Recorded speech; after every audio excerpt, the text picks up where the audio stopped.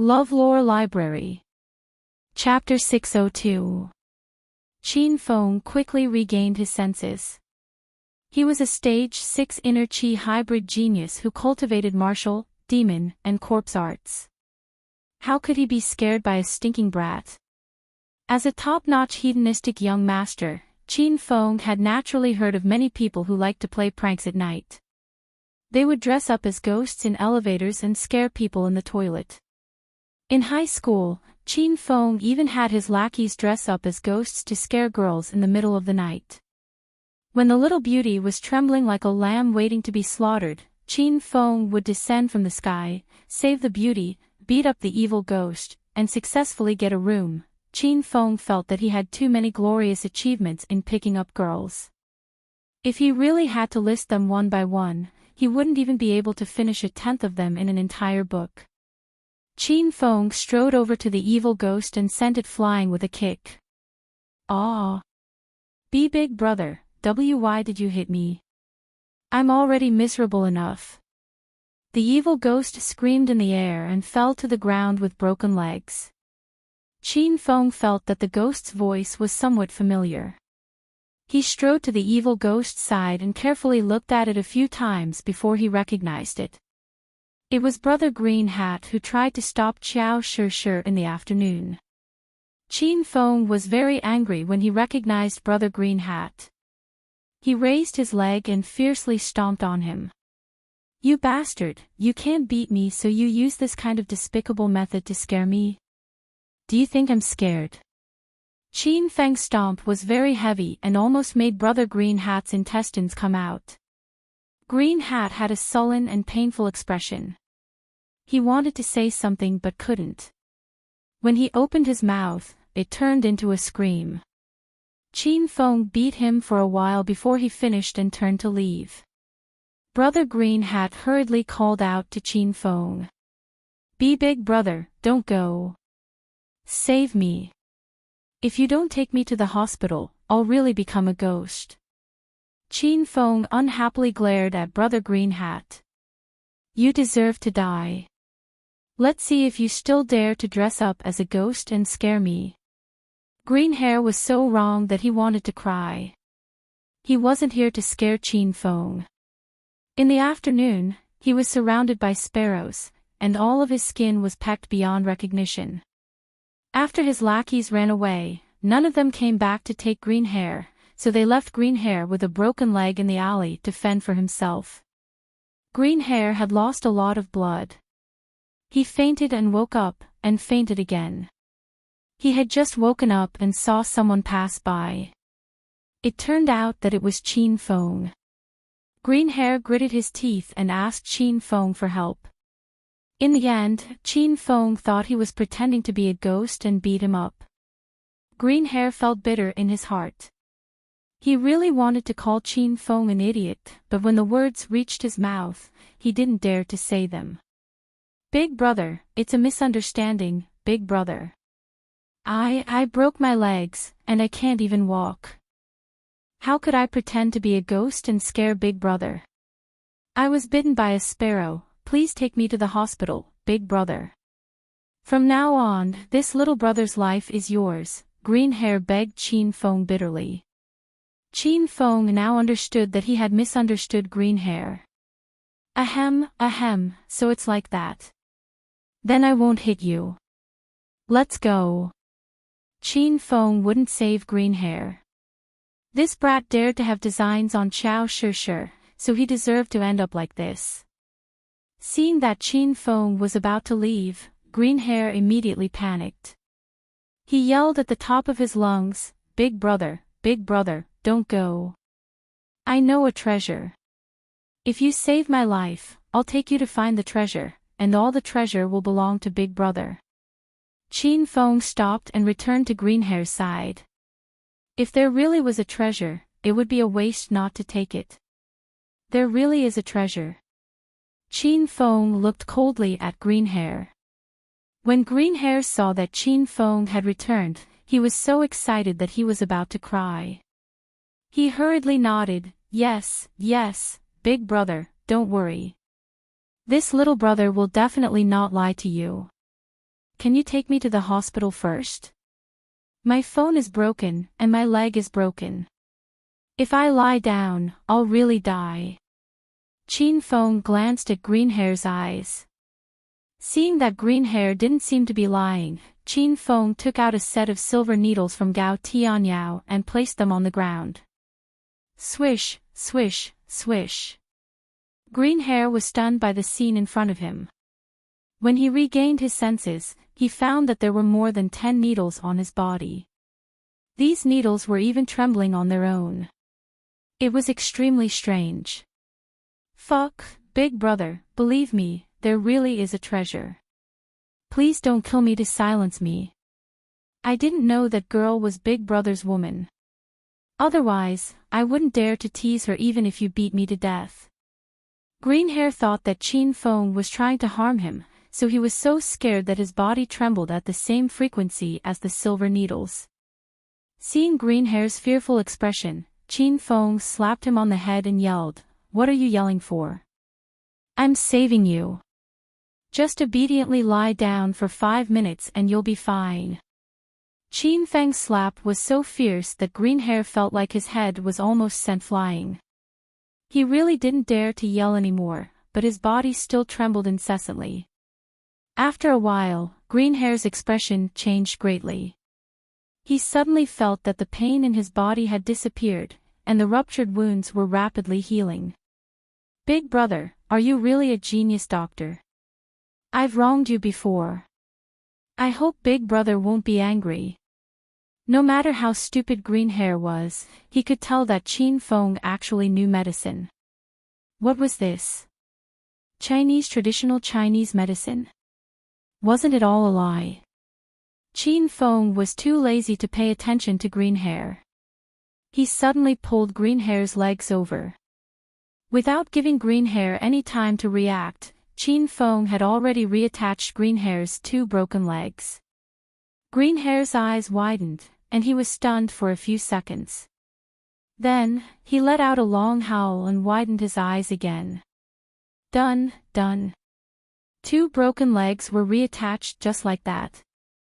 Isn't this a little too childish? Greenhair was now completely convinced that Chin Feng was really a genius doctor. Moreover, his skills were very valiant. Greenhair truly regretted offending Chin Feng and Xiao Shishir. That girl was even scarier. She actually kept so many pets at home, and those pets even attacked people. Greenhair decided that he would never see these 2 monsters again. Where's the treasure you spoke of? Take me there now. After Chin Feng healed Greenhair, he didn't waste any more time and went straight to the point. Greenhair's eyes floated around, and he seemed a bit guilty. Big brother, why you reattached my broken legs so easily? Aren't you afraid that I'll suddenly run away? Or lie to you that there's no treasure? Chin Feng indifferently curled his lips and said, "You can't run away. If there really isn't any treasure, then I'll just break your legs." Chin Feng spoke lightly, but Greenhair's mouth twitched violently. He was so scared that his little heart almost jumped out of his throat. He hurriedly said, "Big brother, I really found a secret tunnel. That tunnel was dug very deep, and only I know where it is. Once, I walked for a long time and still couldn't reach the end. I suspect that there's treasure hidden inside. But if there isn't, please don't break this little brother's dog legs. Let me keep my dog legs to run errands for you." Chin Feng slapped Greenhair's head again and jokingly scolded, "Brat, you sure know how to flatter. Lead the way to the treasure first, we can talk about other things later." Greenhair didn't dare to go against Chin Feng's words. He quickly crawled up from the ground and led the way.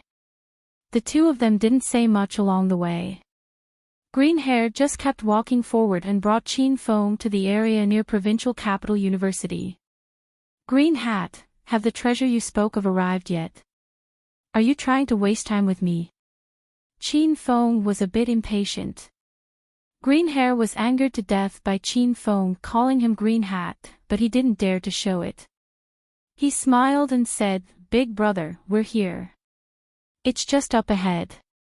Just a few more steps and we'll be there. Green Hair didn't lie. Chin Feng walked with him for a few minutes and saw Green Hair squatting in front of a manhole cover. He directly moved the manhole cover away, pointed downwards, and said, "Big brother, the treasure is down there. Come and see." Chin Feng didn't say anything and kicked Green Hair into the manhole cover.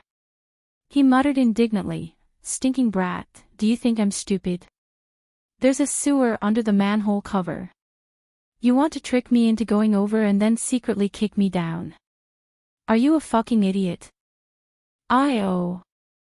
Big brother, why didn't you say anything before you kicked me? This tunnel has an iron ladder to climb down." Little brother almost fell to his death. Just as Chin Feng finished complaining, Green Hair's blood-curdling screams came from under the manhole cover.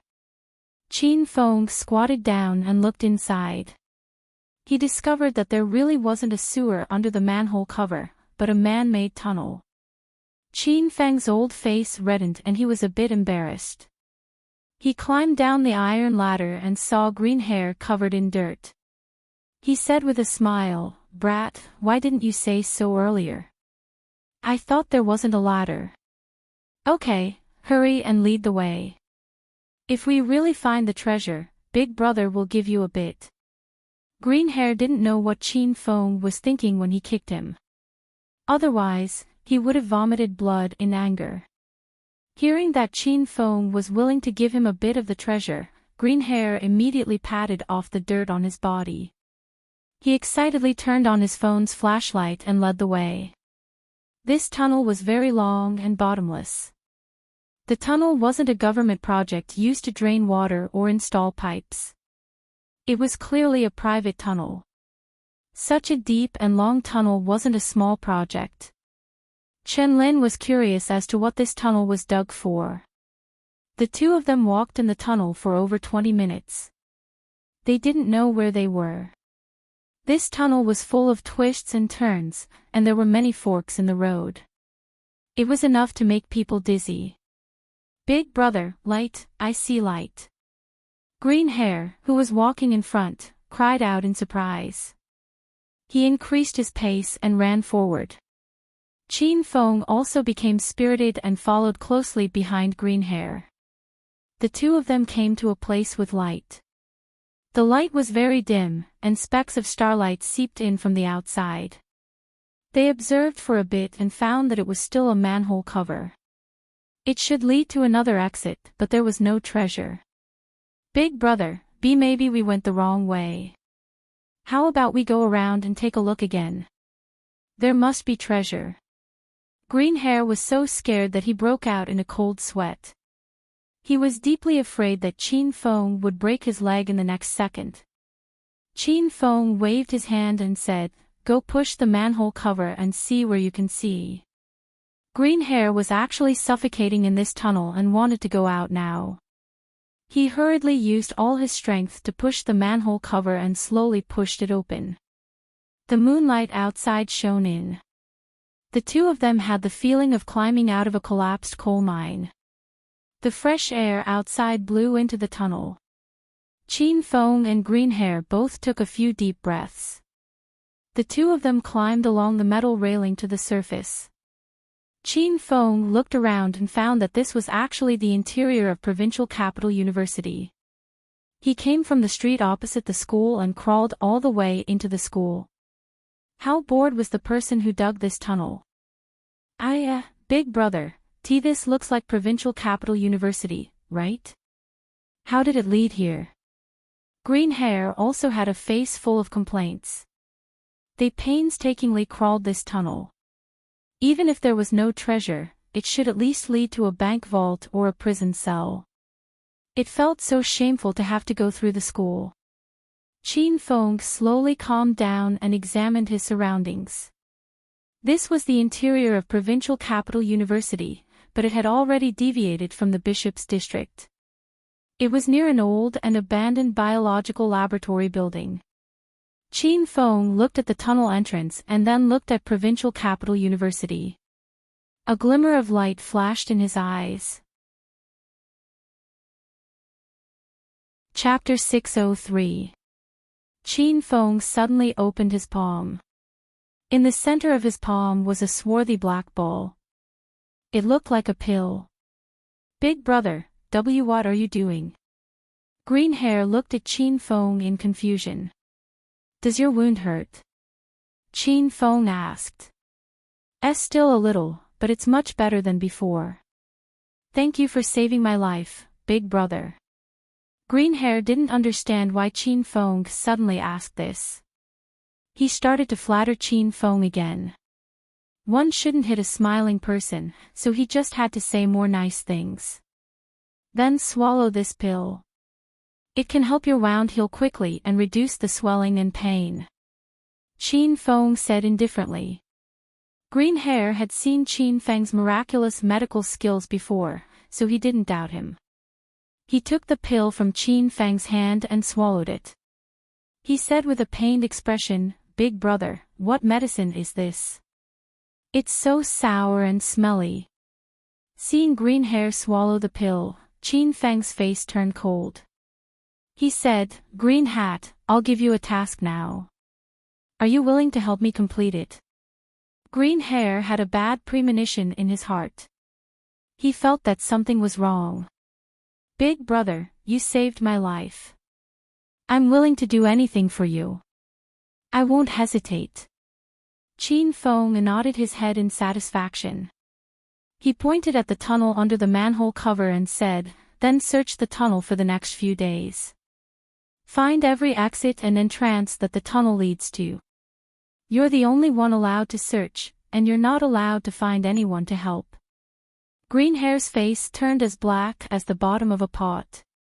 If he could beat Qin Feng, he would have crushed Qin Feng into a meat patty and fed it to the dogs.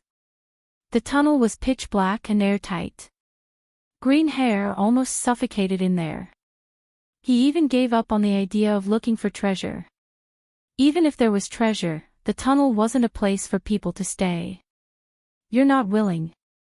Qin Feng raised his voice and asked again when he saw Green Hair didn't speak. Green Hair was definitely not willing, but to save his life, he quickly agreed. After leaving tonight, Green Hair planned to pack his things and move to another city. He didn't want to see Qin Feng and Qiao Shishir ever again. Big brother, how could I? I'm more than happy. Qin Feng nodded and said with a smile, very good. Then find the other entrances and exits in 3 days and come find me for the antidote. Alright, big brother, can I go now? That's not right. Big brother, did you just say that I wanted the antidote from you? What antidote? Green Haired excitedly prepared to leave. He suddenly froze and looked at Qin Feng in astonishment. The pill you just took is poison. It will take effect in 3 days. At that time, all the meridians in your body will break and you will bleed to death. Then, your body will start to rot. The green-haired man's face turned pale with fright when he heard half of it, and he broke out in a cold sweat. He started to use his fingers to cover his throat with all his might, wanting to spit out the pill. Green Hair felt that he was a shameless person, but after meeting Qin Feng, he realized what true shamelessness was. There's no need to be picky. The poison I developed melts once it enters your mouth, and its effects have already entered your blood. Just obediently work for me, and when the time comes, I'll give you the antidote. Qin Feng interrupted Green Hair's actions. Green Hair was truly scared silly. He had seen Qin Feng's miraculous medical skills, so he believed that the pill just now was poison. No wonder it tasted astringent and had a bit of a stench. Who knew what was used to refine it? Qin Feng looked at Green Hair's pale face and laughed in his heart.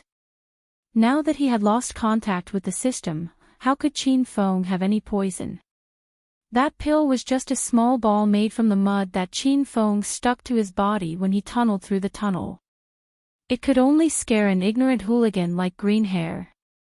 The reason why Qin Feng had Green Hair investigate the other entrances and exits of the tunnel was because he was worried that the William family dug these tunnels.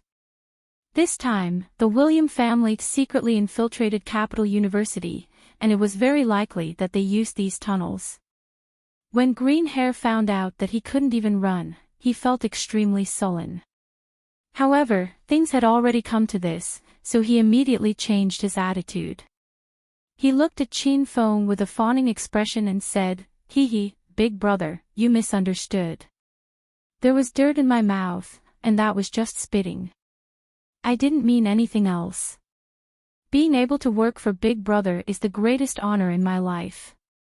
Don't worry, Big Brother, I'll definitely do this well." "Not bad. That's the right thing to do. You can go back now," Chin Fong said. Chin Fong had seen many award-winning hooligans like Green Hair, so he was not surprised at all. Green Hair heaved a sigh of relief. He turned around and was about to leave when Chin Fong suddenly shouted, "Wait, go back from here." The green-haired man looked at Chin Fong pointing at the tunnel under the manhole cover, and his eyes were filled with despair. Before he could come back to his senses, a gust of wind came from behind him. Chin Fong kicked the green-haired man back into the tunnel. After covering the manhole cover, Chin Fong raised his head and looked at the starry night sky. What a beautiful night. The villa that Yan Wushuang rented was not far from Capital University, so Chin Fong quickly returned to the villa. This time, he returned as Chao Fong, so he couldn't stay with Chang Xian and Hua Yan anymore. However, he was happy to live under the same roof as Yan Wushuang. "You're not dead yet. Why are you back so late?" Yan Wushuang's cold voice came from the living room sofa as soon as Chin Fong entered the villa. Yan Wushuang was wearing a black silk nightgown. She was wrapped in a woolen blanket and curled up on the sofa, watching a stupid Korean drama. Chin Fong felt like he had returned to his own home. He took off his shoes, jumped onto the sofa, and ate the fruits on the coffee table. "What's wrong? Can't you sleep if I'm not back? Why don't we sleep together tonight?" Yan Wushuang knew what Chin Fong was going to say the moment he opened his mouth. She angrily interrupted him, "Shut up. You can sleep on the street tonight if you keep talking nonsense." Chin Fong curled his lips and mumbled, "Fine, I won't sleep with you. But don't beg me to sleep with you in the future." "Chin Fong, do you want to die? What are you mumbling about? Do you want to piss me off every day to be happy?" Yan Wushuang and Chin Fong were a pair of quarrelsome lovers. They would quarrel after a few sentences and then reconcile after a few sentences. "I heard you defeated the exchange student from the St. Medical College today. Did you notice anything wrong?" Yan Wushuang brought the topic back to business. She couldn't wait to complete the A-rank mission of the Dragon Sect as soon as possible so that she wouldn't have to be Qin Feng's partner anymore. There are 5 exchange student representatives from the St. Medical College. They are about the same age as me, so there's nothing special about them. However, there's a girl named Avril who is a little strange. She didn't speak during the battle and seemed to be absent-minded. She wasn't as angry as the other 4 exchange students when they lost. It seems like she doesn't care about the exchange. It was rare for Chin Fong to not joke around with Yan Wushuang. In fact, when Chin Fong was serious, Yan Wushuang found him quite pleasing to the eye. "Alright, I'll keep an eye on that girl named Avril. Have you seen the representative group of teachers? Are there any suspicious people among them?" Yan Wushuang did not go to class. She split the work with Chin Fong. Chin Fong was in charge of observing in public while Yan Wushuang was in charge of investigating in secret. "I haven't seen the representative group of lecturers yet. However, I defeated those exchange students today, so I believe the representative group of lecturers from the St. Medical College will come looking for me tomorrow. I'll let you know if there's anything new." At this point, Chin Fong thought of something and added, "That's right, I just found a suspicious tunnel. I suspect it was dug by the William family. The tunnel leads from a hidden street outside of Provincial Capital University all the way to the biological laboratory in the old city area of Provincial Capital University. You can check it out when you have time. Yan Wushuang's beautiful eyes sparkled. She said excitedly, "This is a good clue.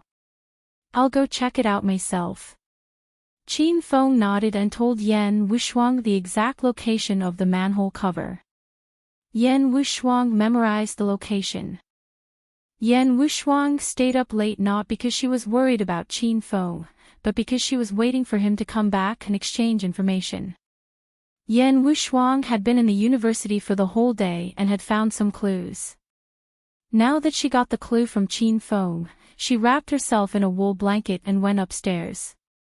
Yan Wushuang suddenly stopped in the middle of the stairs and said lightly, "There's food in the thermos in the kitchen. I was going to feed it to the dog. You can go and eat it if you haven't eaten yet." After saying that, Yan Wushuang went upstairs in a carefree manner. The corner of Qin Feng's mouth twitched. He knew Yan Wushuang was a woman with a sharp tongue but a soft heart. The dinner in the thermos was obviously left for him. It was supposed to be a romantic dinner, but she said it was for the dog. Qin Feng thought, should I eat it or eat it? Or eat it? Yan Wushuang went upstairs and went to bed.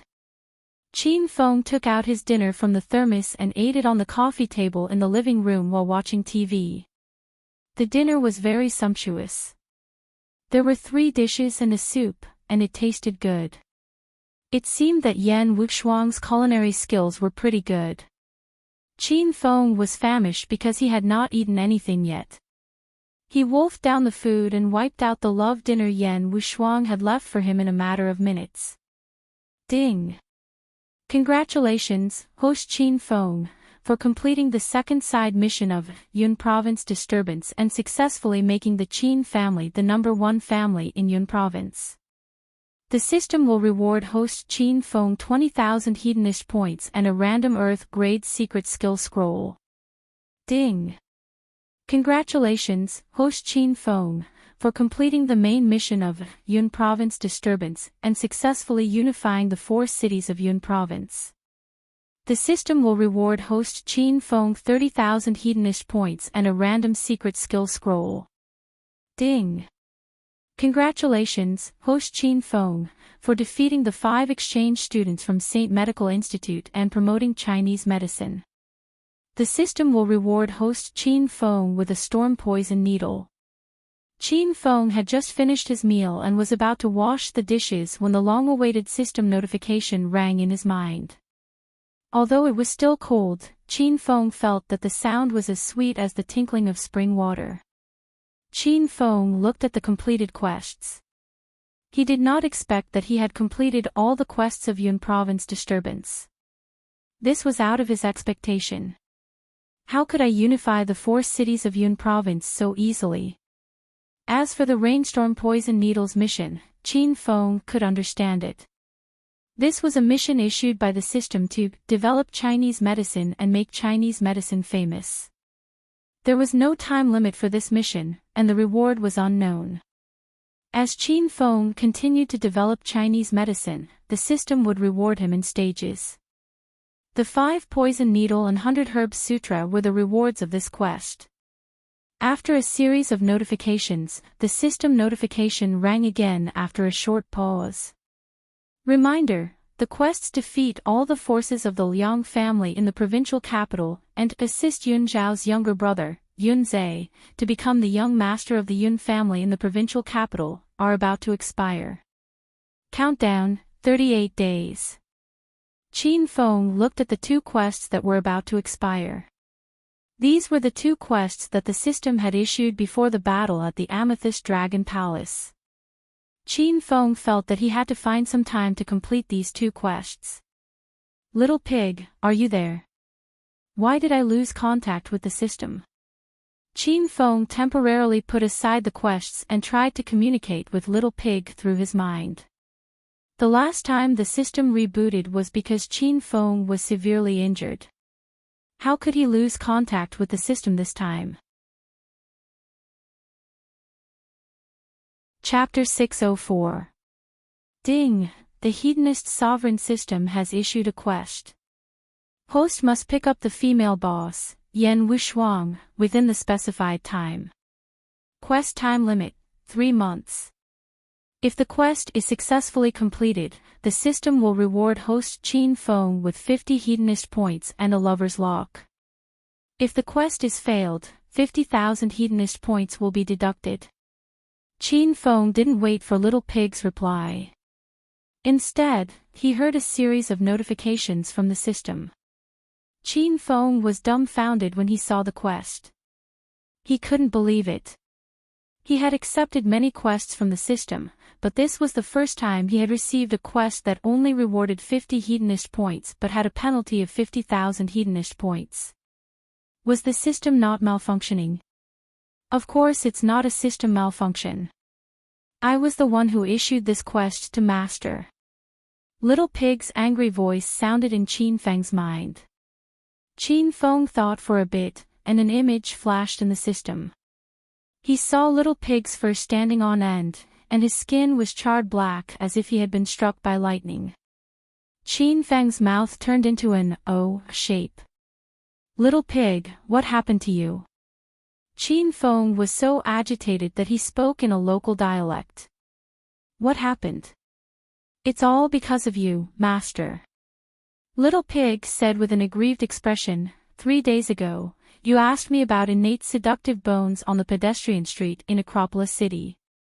I almost revealed your secret, so the system started to punish me. I was struck by lightning for 3 days and 3 nights, and the system automatically shut down for 3 days and 3 nights. It just reopened now. Hearing this, Qin Feng was dumbfounded. Being struck by lightning for 3 days and 3 nights and still alive, a dead pig doesn't fear boiling water. These ancient sayings really made sense. Why did innate seductive bones reveal your secret?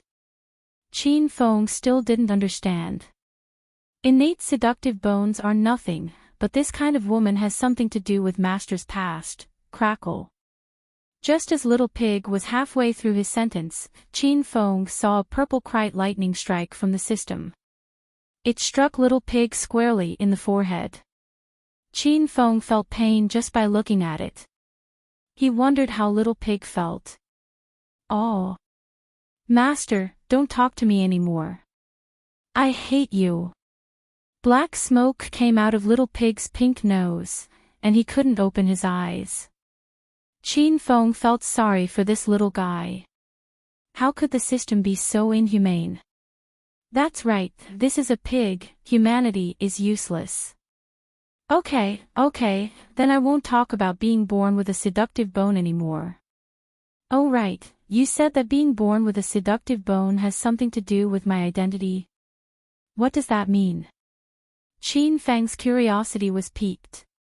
He was very curious about his background. Ever since he was born, he and his father, Qin Huang, had depended on each other. Uncle Fu had always been his bodyguard. Qin Feng had never seen his mother. He didn't know where she was and how she was doing. Or did they not even know whether they were alive or dead? Qin Feng really wanted to know about this, but every time he asked his father, Qin Huang would change the topic. Now that the system seemed to know about Qin Feng's background, how could Qin Feng miss this great opportunity? A lightning halo hovered above Little Pig's head. Little Pig raised his eyelids slightly and saw it clearly. Seeing this, Qin Feng didn't wait for Little Pig to speak and changed the question. Lil Piggy, why did you give me that mission to pick up girls? The reward is so little, and the punishment is so high. Are you trying to harm me? Qin Feng stared at Little Pig. Little Pig didn't even bother to avoid Qin Feng's gaze. It said straightforwardly, Master, I gave you that mission on purpose. I also purposely lowered the reward and increased the punishment. I was struck by lightning for 3 days and 3 nights, and Master, you've been picking up girls for 3 days and 3 nights. You can't bully a small animal like this. Since Master likes to pick up girls so much, then I'll fulfill your wish. Little Pig had always been very vengeful. Qin Feng was so angry that he gritted his teeth, but he couldn't do anything to this fat little pig. Qin Feng carefully looked at the mission again and realized that the target of his picking up girls was Yan Wushuang. Qin Feng slapped his forehead. This was another difficult mission. Yan Wushuang said before that she would rather be with a pig than Qin Feng. If Qin Feng was really with her, then wouldn't he be a pig? Little Pig ignored Qin Feng. There was a ball of lightning hovering above his head, so he wasn't in the mood to talk. Qin Feng could only study the system interface. He had completed quite a few missions and now had a total of 127,000 hedonist points, an Earth-grade skill scroll, and a hidden interface scroll.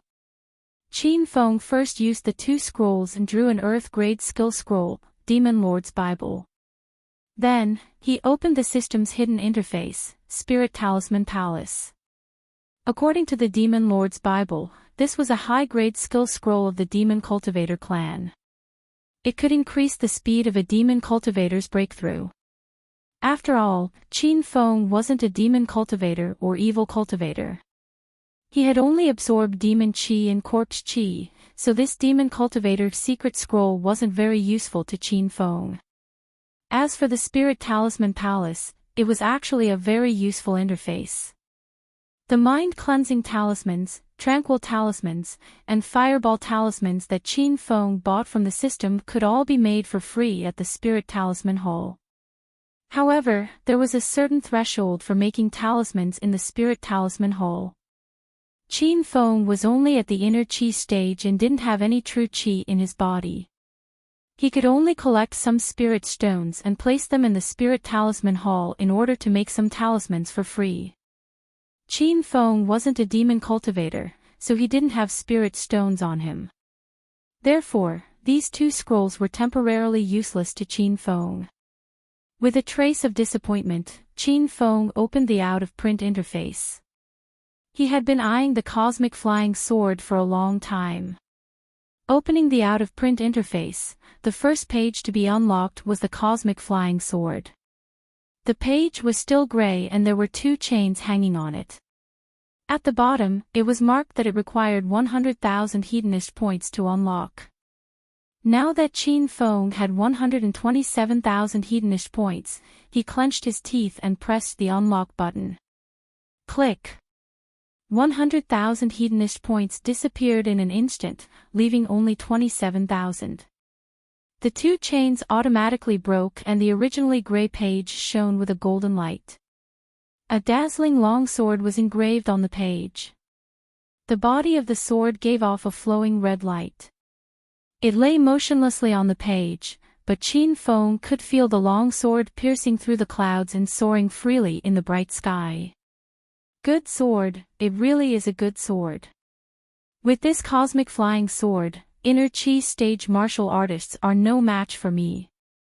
Qin Feng could already feel the power of the cosmic flying sword even before he obtained it. Qin Feng tried to grab the cosmic flying sword with his hand, but he grabbed nothing. Master, the items in the out-of-print interface are all out of print in the system. The system doesn't even have them, so Master has to collect the materials and make them himself, Little Pig said. When Qin Feng had obtained the out-of-print interface, he had guessed that the system would screw him over like this. However, when he spent 100,000 hedonist points to unlock the Galaxy Flying Sword and found out that the Galaxy Flying Sword no longer existed, and that his 100,000 hedonist points had gone down the drain, Qin Feng really wanted to strangle the little pig. Little Pig seemed to feel the chill on Qin Feng's body and continued to say, however, as long as Master makes a cosmic flying sword, you will be helping the system make up for what it doesn't have. The system will give Master a generous reward in return. The reward will be double the hedonist points you spent to unlock the out-of-print celestial equipment. Qin Feng's mood quickly improved. Double the reward. If he made this cosmic flying sword, the system would give him 200,000 hedonist points. It seemed that the system was quite humane. A second ago, Qin Feng was cursing the system for being shameless, but now, he was beaming with joy, praising the system for being humane and all sorts of good things. Little Pig was used to its master's vulgarity and shamelessness, so it wasn't surprised at all. It lay on Qin Feng's shoulder and entertained itself.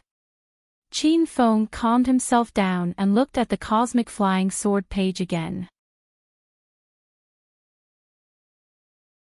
Chapter 605.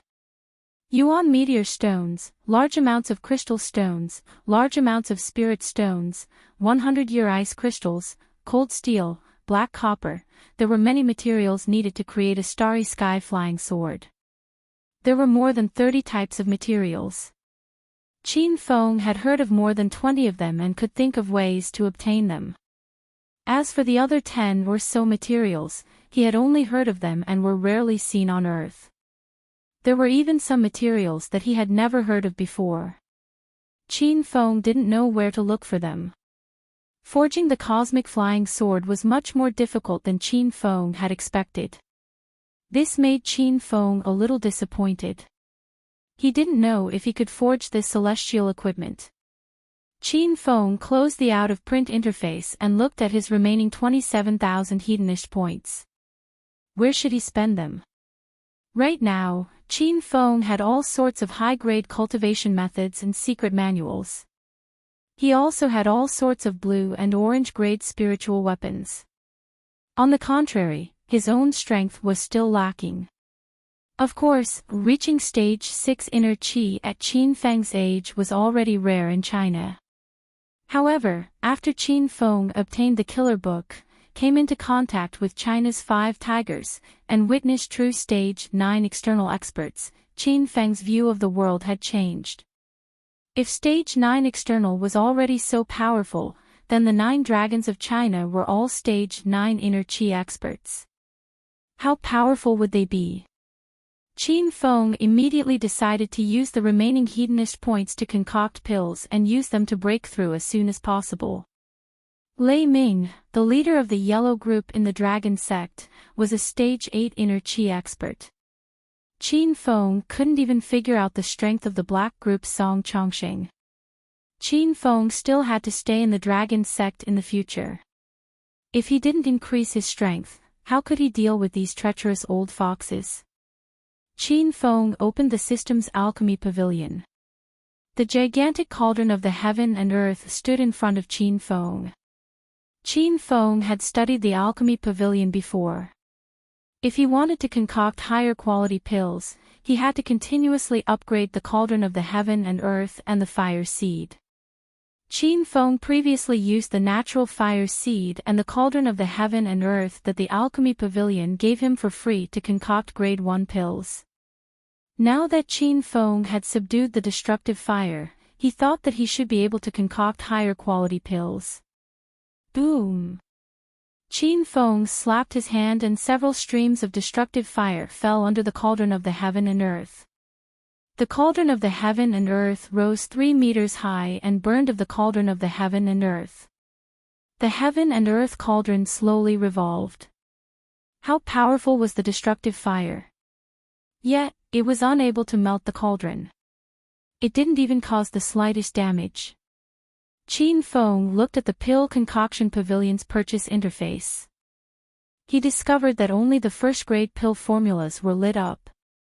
The other pill formulas were gray, indicating that they could not be purchased. Now, all the elixir formulas of grade 3 and below were lit up. This meant that Qin Feng could refine grade 3 elixirs in the alchemy pavilion now that he had the destructive flame. This meant that he was a grade 3 alchemist. Qin Feng's mood immediately improved, and he prepared to choose a rank 3 medicinal pill that could speed up his breakthrough and increase his cultivation. At this moment, Little Pig reminded him, "Master, you can spend 10,000 hedonist points to upgrade the heaven and earth cauldron. After upgrading, with your destructive flames and the upgraded heaven and earth cauldron, Master will be able to refine rank for medicinal pills." Qin Feng's mind stirred. A grade 4 elixir was a grade higher than a grade 3 elixir. The difference between them was like a chasm. Upgrade the Heaven and Earth Cauldron. Qin Feng didn't think too much and spent 10,000 hedonist points to upgrade the Heaven and Earth Cauldron. Rumble. Suddenly, a loud sound rang out, and the ground of the pill concoction pavilion shook violently. The 3-meter-tall Heaven and Earth Cauldron seemed to be covered in a layer of dust. The ancient runes on the cauldron changed, and the giant cauldron began to slowly grow bigger. In the end, it became a super cauldron that was at least 5 meters tall. Compared to the Heaven and Earth Cauldron before it was upgraded, it was clearly more high-end and majestic. After the Heaven and Earth Cauldron was upgraded, Qin Feng discovered that the purchase interface of the pill concoction pavilion had changed. The previously sealed 4th-grade pill formulas were now lit up, indicating that they could be purchased. Qin Feng carefully looked at the pill formulas of various grades. Most of the 1st-grade medicinal pills started from 1,000 hedonist points, and the higher ones were 3,000 hedonist points. The refreshment pills and healing pills that Qin Feng refined last time cost 1,000 hedonist points. Qin Feng specially looked at the price of the blood qi pill and the inner vitality pill. These two pills were 2nd-grade miraculous pills. Back then, the systems sold the blood qi pill for 1,000 hedonist points each, and the inner vitality pill for 2,000 hedonist points each. The two pill formulas in the pill concoction pavilion cost 3,000 hedonist points. Don't think that 3,000 hedonist points was a high price. This was because the pill formulas contained the ingredients needed to refine the pills, and it could refine 15 pills at a time. In total, one pill was only 200 hedonist points, which was much cheaper than the system's 1,000 hedonist points and 2,000 hedonist points each. Qin Feng finally understood the use of the pill concoction pavilion. With the pill concoction pavilion, not only could he refine all kinds of miraculous pills, but it also saved Qin Feng a lot of hedonist points. Qin Feng no longer hesitated. His gaze fell on the 4th-grade spirit pills, searching for the pill that was most suitable for him. Qi strengthening pill description. A 4th-grade spirit pill can stabilize a martial artist's inner qi, refine inner qi, and speed up the breakthrough of martial artists below stage 6 inner qi. Recipe price, 10,000 hedonist points. After Qin Feng finished reading the introduction of the qi strengthening pill, he went to the general purchase page outside the pill concoction pavilion. A single qi strengthening pill cost 5,000 hedonist points, but the pill concoction pavilion only cost 10,000 hedonist points to refine 8 qi strengthening pills. Qin Feng saved 30,000 hedonist points in one go. Qin Feng still had 17,000 hedonist points left, so he spent 10,000 hedonist points on the qi strengthening pill formula. The remaining 7,000 hedonist points were reserved for emergencies. 10,000 hedonist points disappeared in an instant, and the qi strengthening pill formula was successfully purchased. Qin Feng's mind was flooded with a huge amount of unfamiliar information about refining the qi strengthening pill. At the same time, all kinds of precious medicinal ingredients appeared in the system's storage interface. Qin Feng could use these medicinal ingredients to refine the qi strengthening pill at any time. With the formula and medicinal ingredients in hand, Qin Feng couldn't wait any longer. He immediately started to refine the qi strengthening pill according to the alchemy procedure in his mind. Qin Feng used the talisman of clairvoyance to peep on Hua Yan refining the pill in Chang Xan's villa. At that time, Hua Yan's entire body was on fire, and her clothes were burnt to a crisp. While Qin Feng was enjoying the beautiful scenery, he also gained a better understanding of the alchemy procedure. With a wave of his hand, Qin Feng threw a few of the main medicinal ingredients into the cauldron of heaven and earth. The 5-meter-tall cauldron rose slowly and started to spin in the air. Qin Feng had to add the medicinal ingredients, control the temperature of the cauldron, control the degree of fusion of the medicinal ingredients, and control the speed of the cauldron. It went smoothly when Qin Feng was refining a grade 1 wonder pill. The refining process was simple, and it took only a short time. However, it was completely different when he was refining a grade 4 wonder pill. It was a long and exhausting process. If Qin Feng didn't activate the Sacred Azure Battle Armor's hyper-intuition ability, he would have collapsed a long time ago. Rumble. After an unknown amount of time, a loud explosion came from the cauldron of heaven and earth. It sounded like the cauldron had exploded. Qin Feng hastily opened his eyes. 8 shining spirit pills flew out from the cauldron of heaven and earth and landed in Qin Feng's hand. The spirit pills were still warm and emitted a rich medicinal fragrance. The system told him that there were 8 qi strengthening pills in theory. It was Qin Feng's first time refining qi strengthening pills, but he managed to refine 8 qi strengthening pills in perfect condition. This showed that Qin Feng had already stepped into the ranks of a grade 4 alchemist. Qin Feng stared at the 8 spirit pills in his hand with a burning gaze. He couldn't wait any longer and directly swallowed one of them. This was Qin Feng's first time eating a grade 4 wonder pill. This kind of wonder pill was extremely rare. Even in martial artist town St. Medic Hall, there weren't many of them. The spirit pill melted in Qin Feng's mouth and emitted a rich medicinal fragrance. Waves of rich spiritual energy flowed through Qin Feng's meridians like a spiritual spring. Qin Feng hurriedly sat cross-legged and began to absorb the spiritual energy. The spiritual energy was endless, and Qin Feng suppressed it in his dantian again and again. This process was slow and boring, but Qin Feng was never tired of it.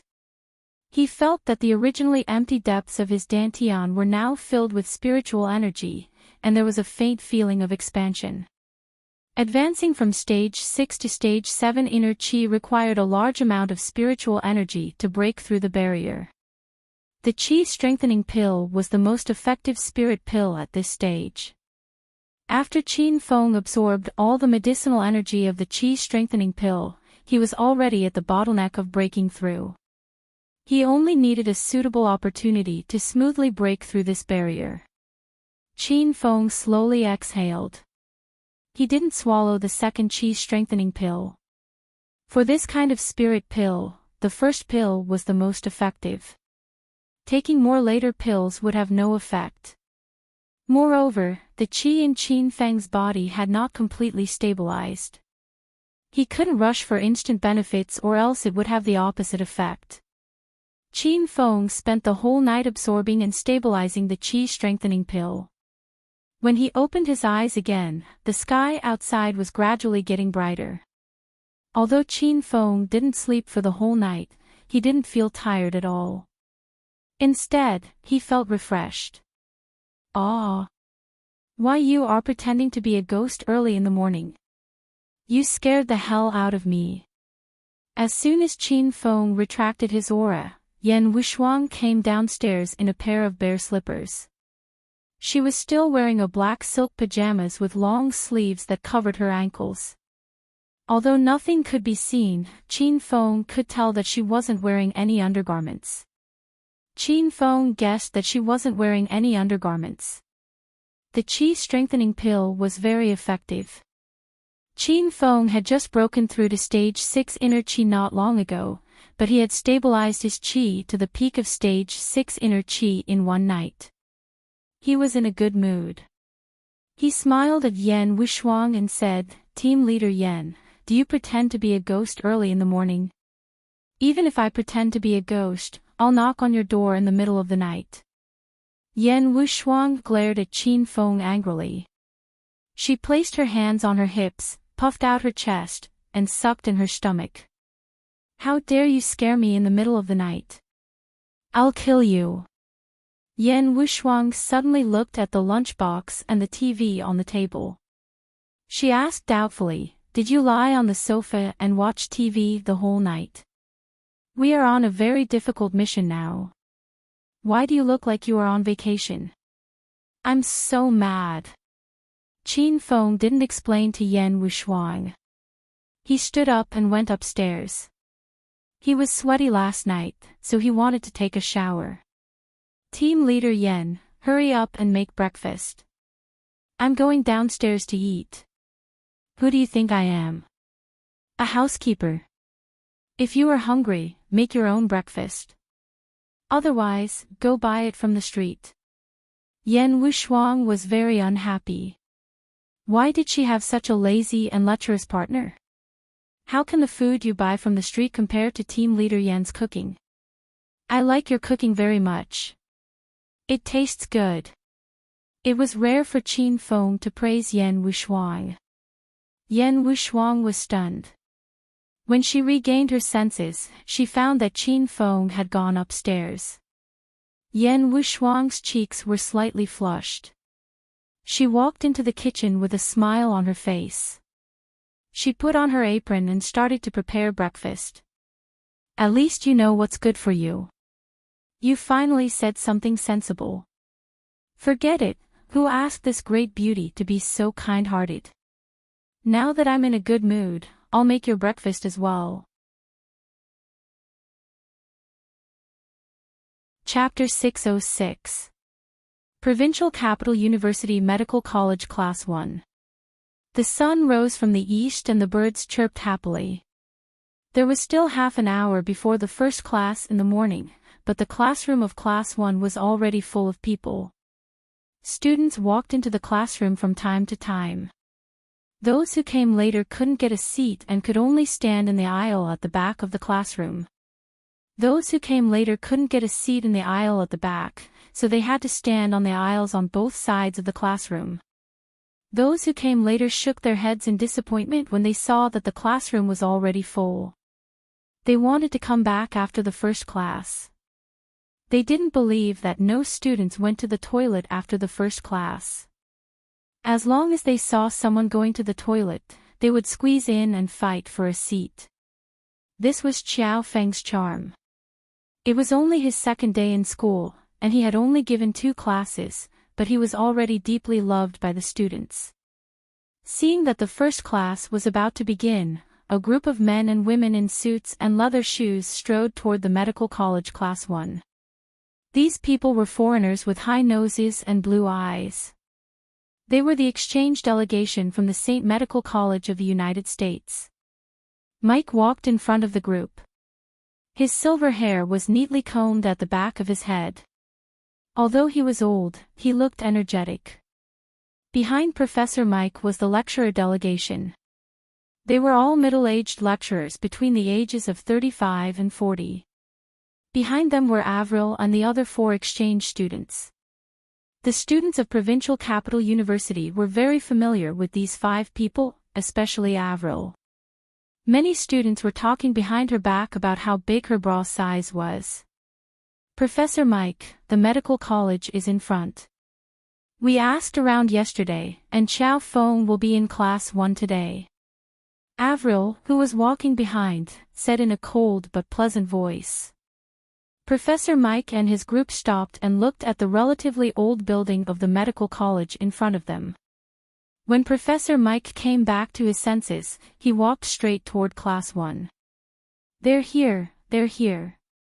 The exchange team from the St. Medical College is here. Before Mike and the others reached the classroom door, the row of students by the window screamed. After Xiao Feng defeated Avril and the others yesterday, everyone guessed that the lecturer representative of the American exchange team would bring people to cause trouble today, and it was as they had expected. How many people are here? Are there many pretty girls? Is Avril here? Is she still wearing the sexy short skirt from yesterday? The students on the other side of the wall were extremely anxious. They tiptoed to look out of the window, but the class was packed with people and they couldn't see anything at all. There's a dozen or so people, led by an old man. The lecturer's delegation is made up of middle-aged women. Some of them have big breasts, but their legs are too thick, like little elephants' legs. Avril is here. Wow! She's still wearing a short skirt and knee socks today, but her socks have changed to purple ones. She's so sexy. Knowing that Avril was wearing a short skirt and knee socks in the middle of winter, the male students in the class went crazy. It turned out that these people weren't here to listen to Xiao Feng's lecture, but to see Avril, TSK. Have you never seen a miniskirt before? Did you guys just come out from the deep mountains and wild forests? Don't make such a big fuss. Don't you feel ashamed? The girls in the class were immediately unhappy. They usually wore sexy short skirts, but they had never seen boys so crazy. That can't be compared. Foreign girls have long breasts, long legs, and fair skin. It's addictive to look at them. The boys immediately explained the truth, and the few girls who were complaining just now immediately went silent. At this time, Professor Mike had already led a group of people to the door of Class 1. Just as he stepped into the classroom, Professor Mike was shocked by the situation inside. He suddenly stopped at the door and forgot to go inside. It seemed like there was nowhere to go. "Oh, Professor Mike, why did you suddenly stop?" The two lecturers behind didn't pay attention to Professor Mike and directly bumped into his back. Professor Mike didn't even have the time to cry out in pain when the two male lecturers held their heads and screamed. Mike was almost bumped into by the two. He angrily stared back at them. "Go. Go where? Go back, all of you go back." The group of people had just walked to the door and hadn't even entered the classroom. Now they had retreated. It was extremely funny, and the students in the class couldn't help but laugh. The group of people retreated to the classroom's window. Seeing the fiery situation in the classroom, everyone was shocked. Did they go to the wrong place? This was clearly the dance floor of a nightclub. "Avril, what's going on? Did you remember the wrong way?" Mike looked at Avril and the others, his tone a little cold. "That's right, this is the place. I don't know why so many students came today." Avril was sure that the place couldn't be wrong. Owen also stood up and said, "Professor Mike, this is the place. The afternoon before yesterday, we defeated that rubbish Western medicine teacher in this class." At that time, the class wasn't full. The teacher was scratching his feet on the podium and reading the text. Most of the students were sleeping, and those who weren't sleeping were playing with their phones. They looked lifeless. Why are all of them so excited today? Willis, Peter, and Jack also looked like they had Alzheimer's disease. It wasn't like this, right? Could it be that they had transmigrated? "Everyone, good morning." Just when everyone was at a loss, Xiao Feng walked over leisurely. This guy had simply come on time for the class bell. Professor Mike and the others' gazes fell on Xiao Feng. Avril had already walked to Mike's side and whispered something into his ear. Professor Mike began to size up Xiao Feng again. His eyes gleamed with a strange light. "Ah, so it's Professor Xiao Feng. I've heard a lot about you." After staring at Xiao Feng for a while, Mike suddenly smiled and took the initiative to shake hands with Xiao Feng. Qin Feng was also sizing up Mike. He could tell that this old man was the representative of the Saint's Second Medical Institution. Qin Feng thought to himself, if this old man is sent by the William family, then he must be an expert among experts at his age. You flatter me. This is only my second day at Provincial Capital University. What kind of reputation do I have? May I know how to address you, senior? Qin Feng held Mike's hand and said with a smile. Hee, call me Professor Mike. That's what everyone calls me. Mike spoke in Chinese, and he spoke it quite fluently. Qin Feng suddenly increased his strength to test Mike's strength. Ah! Professor Mike screamed in pain and squatted on the ground. Ouch!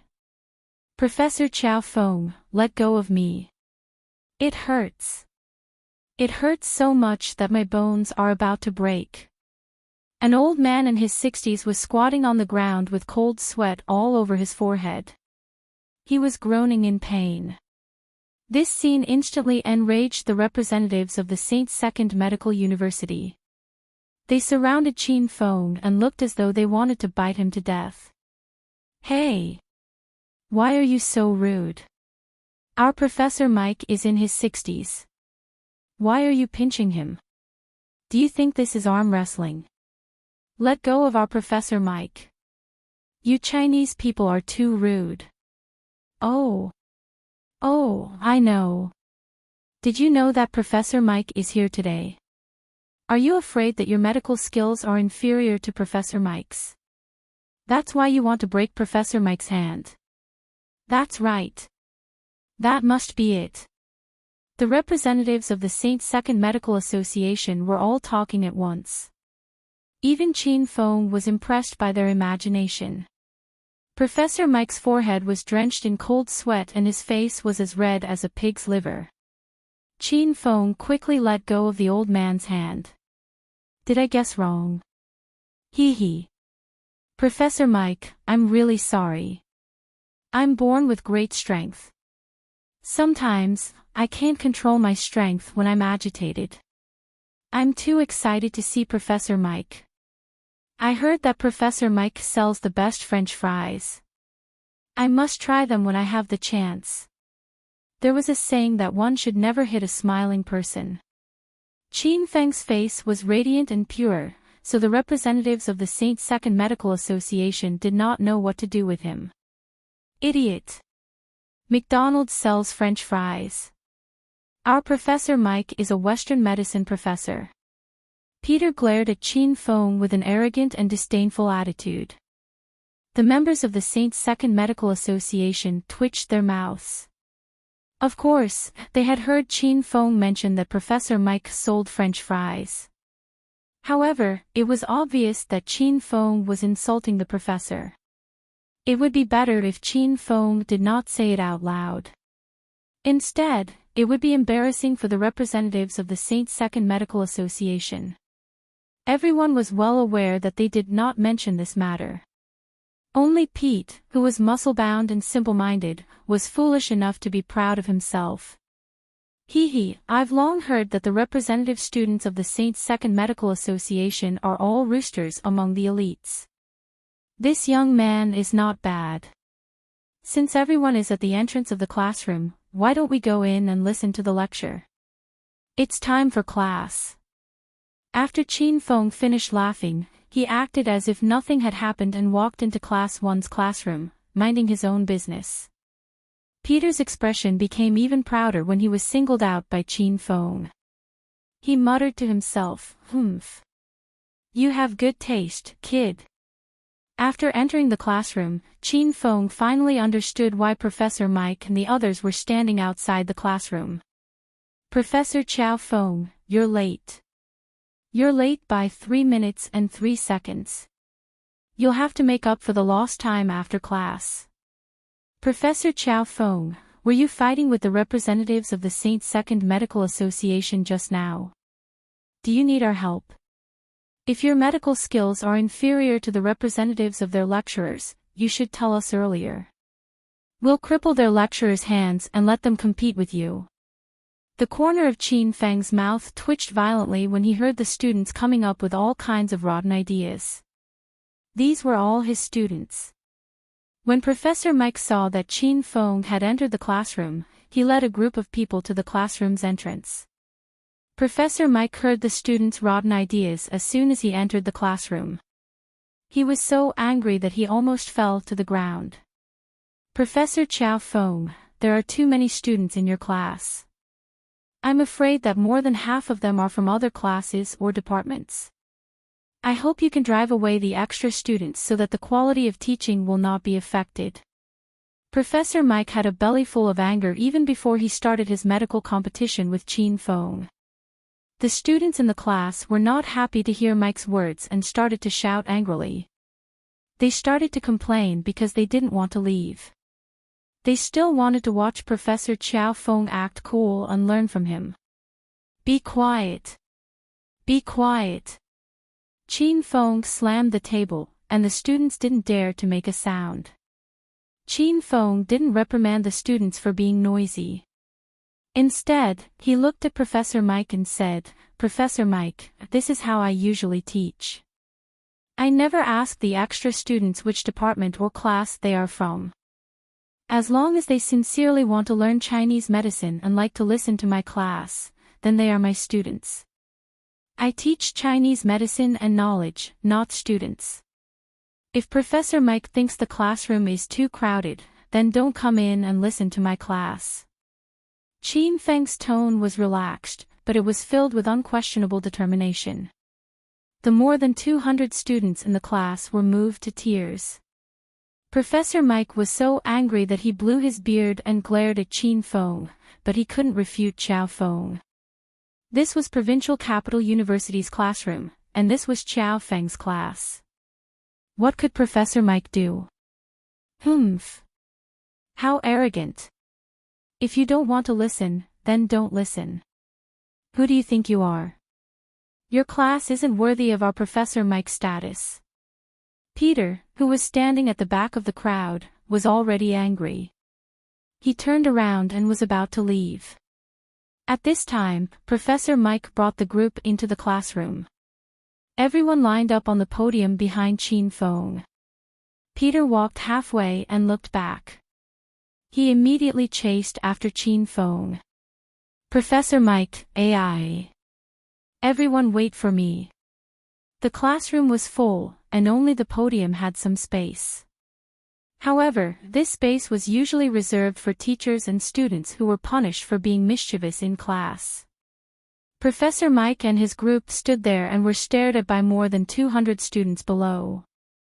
They felt a little uncomfortable all over their bodies. However, things had already come to this, so Professor Mike had no other choice. He stood at the very center of the podium and looked at Qin Feng's back thoughtfully. Who knew what he was thinking? Chapter 607. Dressed in a handsome white suit, Qin Feng stood tall and straight with his hands clasped behind his back. He stood under the sunlight with a smile on his face. His gaze swept across the 200 students below the podium as he wanted everyone to see his handsome and tall side. However, the students always inadvertently forgot about Professor Qiao Feng's appearance. This teacher was simply too ordinary. Students, stand up. Lu Jia, who was sitting in the last row of the class, shouted. The students who were standing in the aisle did not move, but the students who were sitting in their seats stood up in unison. More than 200 people shouted in unison, and their voices were deafening. Good morning, Professor Qiao Feng. This scene shocked the representatives from the St. Medical Academy who were standing on the podium. The students were so enthusiastic and eager to learn. They couldn't even see such students in their school. Qin Feng nodded in satisfaction and said in a loud and clear voice, Students, please take your seats. The class will now begin. In this class, we will be talking about the Chinese medicine's observation, listening, questioning, and pulse. I heard that all of you have learned from a Chinese medicine teacher before. Have you forgotten about it? As soon as Qin Feng finished speaking, the 200 people below the podium went into an uproar. The observation, listening, questioning, and pulse were the quintessence of Chinese medicine. Although they had learned from Professor Qin Feng before, he was fired after a few days. Therefore, they were very interested in this class and were willing to continue learning. The representatives of the St. Medical University were puzzled when they heard the words observation, listening, questioning, and pulse. It was obvious that they did not know much about Chinese medicine. Since everyone wants to learn the Chinese medicine's observation, listening, questioning, and pulse, let me test you first. Can you recite the most basic Wang formula? Qin Feng looked at the familiar smiling faces below the podium and asked gently. The Wang formula was a boring and tasteless book of Chinese medicine theory. It was completely based on rote memorization. There were many awkward-sounding words and medical records in the book. It was difficult to read it, let alone memorizing it. To these university students, they would never choose to memorize a book if they were asked to kill someone, let alone a book like the Wang Formula, which was equivalent to classical Chinese. However, when Qin Feng started teaching, these students took the initiative to memorize the entire Wang Formula, because if they did not memorize it, they would not be able to keep up with Professor Qin Feng's pretentious pace in class. In the face of interest, any age difference could become a friend with benefits. No, he could overcome all difficulties and hardships. Lu Jia, who was in the last row, suddenly shouted again, giving Professor Mike and the rest of the team a great shock. Very deep. Dig the veins, dig the tendons, and search the bones. Begin. Lu Jia raised his head, and the 200+ students in the class followed his lead. More than 100 of them were students from the 2 classes of the medical college. It was already impressive that they could memorize the Wang Formula, but now, more than 100 students from other faculties could also memorize the Wang Formula. Qin Feng was very excited when he saw this. Lu Jia raised his head, and the 200+ students in the class recited the Wang Formula as well. Blockage of meridians, coagulation of qi in blood, accumulation of phlegm, hernia, deficiency of yang qi, excess of yin qi, constriction of the left cun, heartache. More than 200 people chanted in unison, reciting the traditional Chinese medicine, Wang Formula, in a loud and clear voice. Words that were difficult to understand and medical jargon came out of everyone's mouths, leaving the representatives of the St. Medical Academy at a loss. Professor Mike and Avril listened attentively, but their expressions were different from the others. Other than a trace of surprise and confusion, their expressions quickly turned complicated. No one knew what they were thinking about. The Wang Formula was not long. 5 minutes later, everyone had finished reciting it. From the beginning to the end, there was not a single word wrong. There was not even a mistake. Clap! Clap! Qin Feng stood on the podium and clapped his hands. I'm proud of all of you. You have brought glory to the medical college and provincial capital university. The students below the podium smiled brightly when they heard the praise. Many of them did not sleep for days just to memorize the Wang Formula. Some of them read books even when they were eating and when they were in the bathroom. Some of them even recited the Wang Formula when they were having sex with their girlfriends. The process was supposed to be boring and painful, but the moment they received Professor Chao Feng's praise, everyone was elated. They felt that the pain had turned into sweetness. The expressions of the representatives of the St. Medical Academy's lecturers changed from disdain and frivolity when they first entered the room to contemplation and surprise. After Willis and the other 4 defeated Xiao Lei, they had told the lecturers that the provincial capital university's medical college's lecturers were trash. They only read according to the textbooks, and when they put down the textbooks, they were all medical idiots. However, the situation that the lecturers of the St. Medical Academy saw now was completely different. Qin Feng didn't care about what the representative group thought. It was as if they were air. He didn't even look at them. Qin Feng looked at the students below the stage and asked, which student is willing to offer their body so that the teacher can take a look at their chest? The students below the podium were stunned by Professor Chao Feng's vulgarity with their mouths wide open. Soon, Qin Feng realized that he had made a slip of the tongue. He said awkwardly, ahem, ahem. Which student is willing to stand up? I'll take a look at her physiognomy. The students below the podium and on the podium gasped. Then, they scrambled to raise their hands. Boys, don't raise your hand, Qin Feng said. Suddenly, he lowered half of his hand. Ahem, ahem. Miss Hua Yan, please stand up and cooperate with me. Qin Feng immediately recognized Hua Yan's chest among the 200 students and asked her to stand up. Hua Yan stood up. Her tall and sexy body caused a wave of exclamations among the students. Qin Feng waved his hand to signal the students to quiet down. Then, he looked at Hua Yan and stared at her collar for a while. Then, He cleared his throat and said in a serious tone, "This student has phoenix eyes, willow leaf eyebrows, cherry lips, and an oval face. Her skin is as fair as snow, and the bridge of her nose is high and natural. She's indeed one of the prettiest girls in the medical college." The 200 students below the podium were still in a daze after Qin Feng's words. Didn't he say that he taught Chinese medicine? Why did he suddenly teach picking up girls? At least tell us so that we can take notes. Ha! What kind of nonsense is this? Teaching students to pick up girls in the classroom. Is this the Chinese medicine teacher of the medical college? Is this the famous Chinese medicine skill of China? Is this the fucking skill of picking up girls?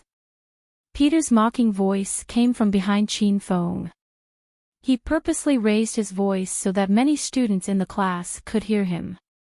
The students of the medical college were furious. They couldn't tolerate people from other universities to insult their medical college, provincial capital university, and Chinese medicine. However, they couldn't refute Peter because what Professor Qiao Feng taught them was indeed the skill of picking up girls. Ha! Which student was talking behind me just now? Qin Feng turned around and looked at the representative group of St. Medical College with a puzzled expression. Peter was here with Professor Mike and the lecturers to make a scene. He wasn't afraid of Qin Feng. He took a step forward and said, "It's me. What's wrong? Do you think I said something wrong?" Qin Feng looked in Peter's direction. After a while, he said with a smile, "Oh, it's little brother Charcoal. You're so dark that I almost can't see you." Pete was too unscrupulous. Qin Feng's little joke almost made Pete faint from anger. Without waiting for Pete to speak, Qin Feng continued, "I was just joking with everyone just now to lighten the atmosphere in the classroom and raise the students' enthusiasm for learning. Next, we will officially enter into the traditional Chinese medicines Wang, Wen, and Qian. Which student is willing to stand up and let me see you?" Qin Feng suddenly became serious. The students in the class who were laughing also quieted down.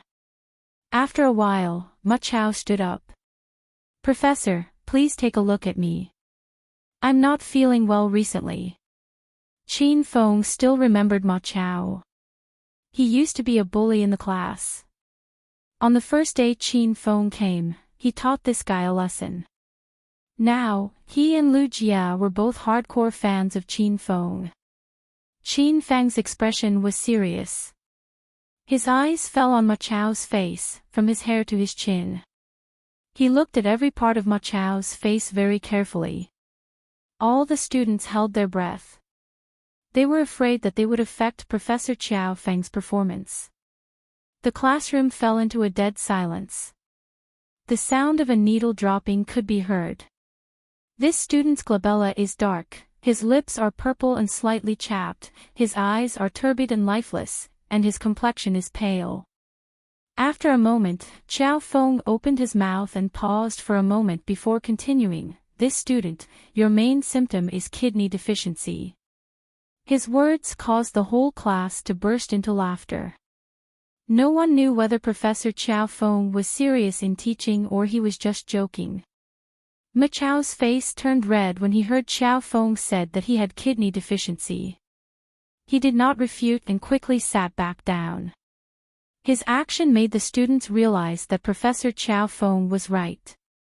The representatives from the St. Medical Institute were still in shock. They never thought that the Wang formula of Chinese medicine was so powerful. They could diagnose the cause of the disease just by looking at the other's face. "I know. You guys must have discussed this beforehand. In order to win against us, the St. Medical Institute, you guys have come up with this kind of show. What's the point?" Willis suddenly voiced his doubts. The other 3 male exchange students also came to their senses. Yes, it must be an act. They must have discussed this beforehand. Not only the student representatives voiced their doubts, but the representatives of the lecturers also expressed their doubts. Only Avril and Professor Mike had a complicated expression. They did not have many doubts on their faces. Instead, they were more surprised and happy. What did you guys say? You guys suspect that I'm acting. Ma Chao was already a little embarrassed when his kidney deficiency was pointed out. Now, there were people who doubted that his kidney deficiency was fake. Weren't they looking down on him? Humph. You dare to say that you're not acting. You can tell that you're sick just by standing there and letting them look at you. Then it's really easy to be a doctor. Willis maintained a disdainful expression. He was very firm about his speculation. Owen, Peter, and Jack also did not believe that Chinese medicine could be so powerful. They helped Willis to denounce Ma Chao. Instantly, the 200 students in the class were furious. All of them stood up and glared at the representatives of the exchange group from the St. Medical Institute. They knew that Professor Chow Fong and Ma Chao were definitely not acting. Almost all the students in the class knew that Ma Chao had kidney deficiency. There was no need for him to act. Everyone, quiet down. Qin Fong slammed the table and yelled when he saw that both parties were quarreling fiercely and were about to start a fight. The students in the first class immediately quieted down. However, they still glared at the exchange students with resentful eyes to express their anger. P.S. Today's chapter has been repeated. If you encounter this kind of problem in the future, just refresh the book or uninstall it and add it to your collection. Please forgive the inconvenience. Chapter 608. Professor Chow Fong. My student's suspicion is possible. I know that Chinese medicine is extensive and profound, but it's our first time in China and we don't know much about Chinese medicine. You were able to tell the cause of his illness just by looking at his physiognomy. It's hard for my students to believe you. I hope you can think of a way to convince my students. Professor Mike spoke. Obviously, he was on the side of Willis's students.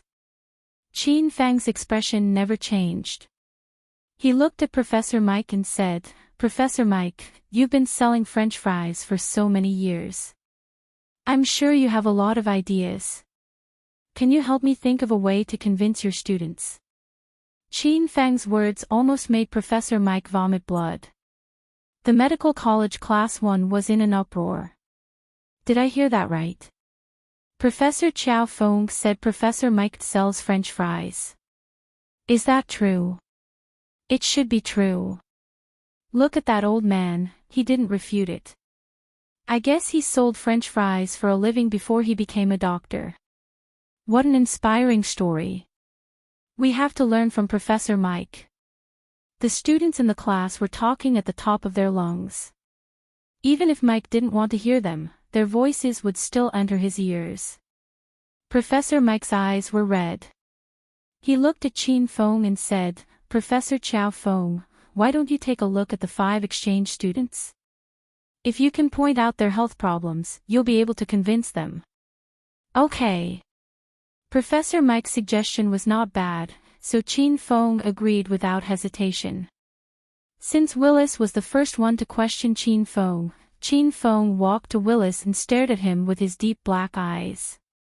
He carefully observed every detail of Willis's face. He stared for a long time. Qin Fang's face darkened.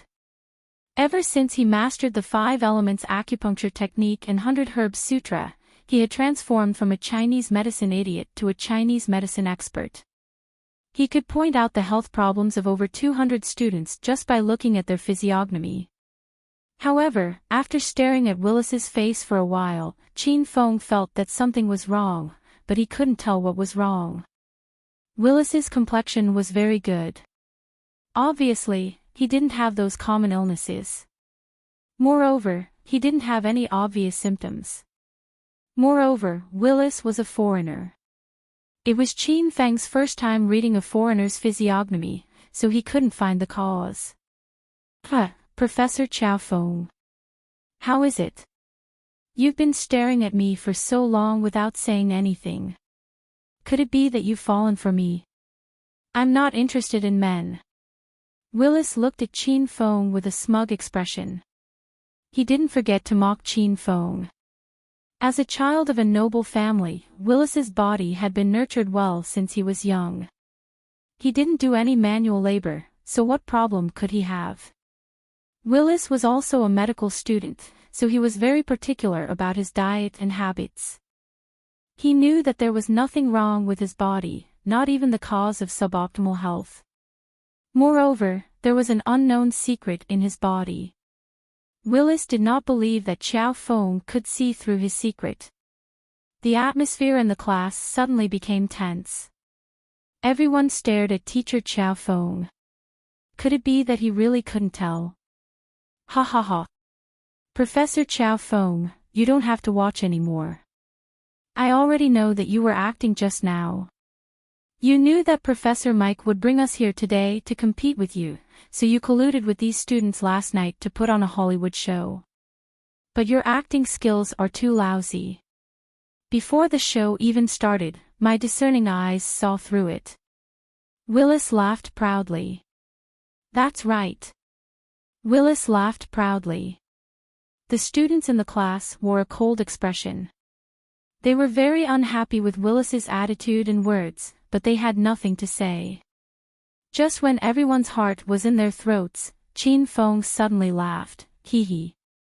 It's not that I can't see the hidden danger in your body, but since you're a guest from afar, I wanted to save some face for you. But since you want me to say it, I have no choice but to comply. Humph. Don't talk nonsense.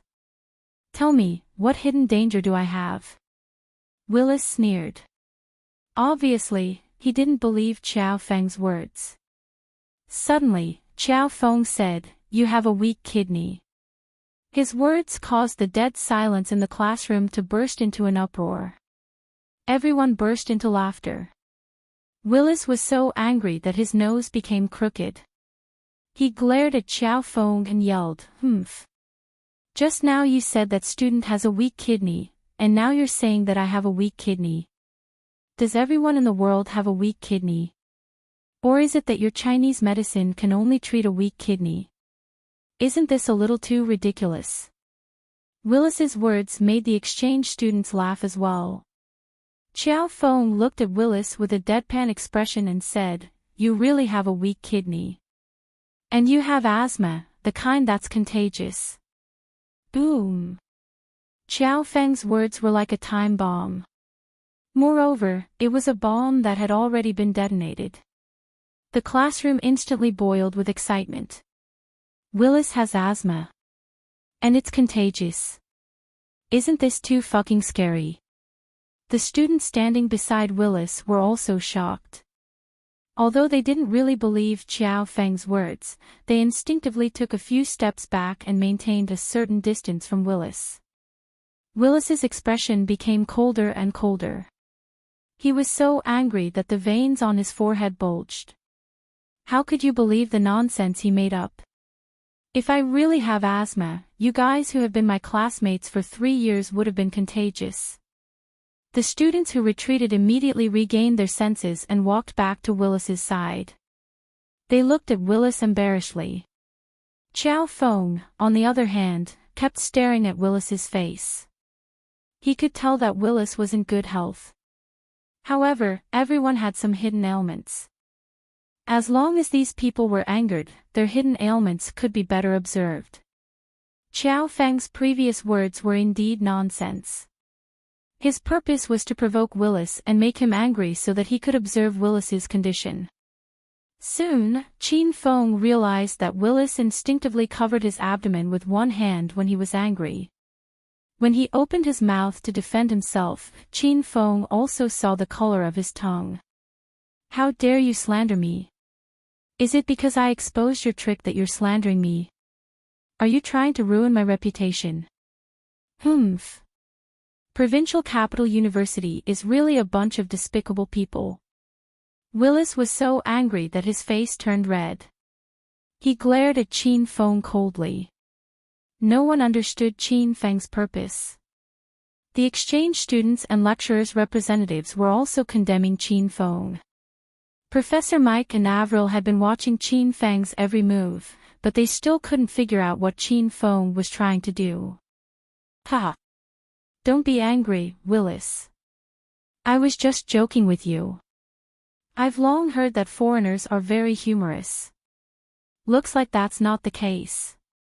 Qin Feng smiled. Then, his expression suddenly turned serious. Willis, your body is in good health, but you have a hereditary stomach ailment. Qin Feng's mood swings confused the representatives of the exchange team.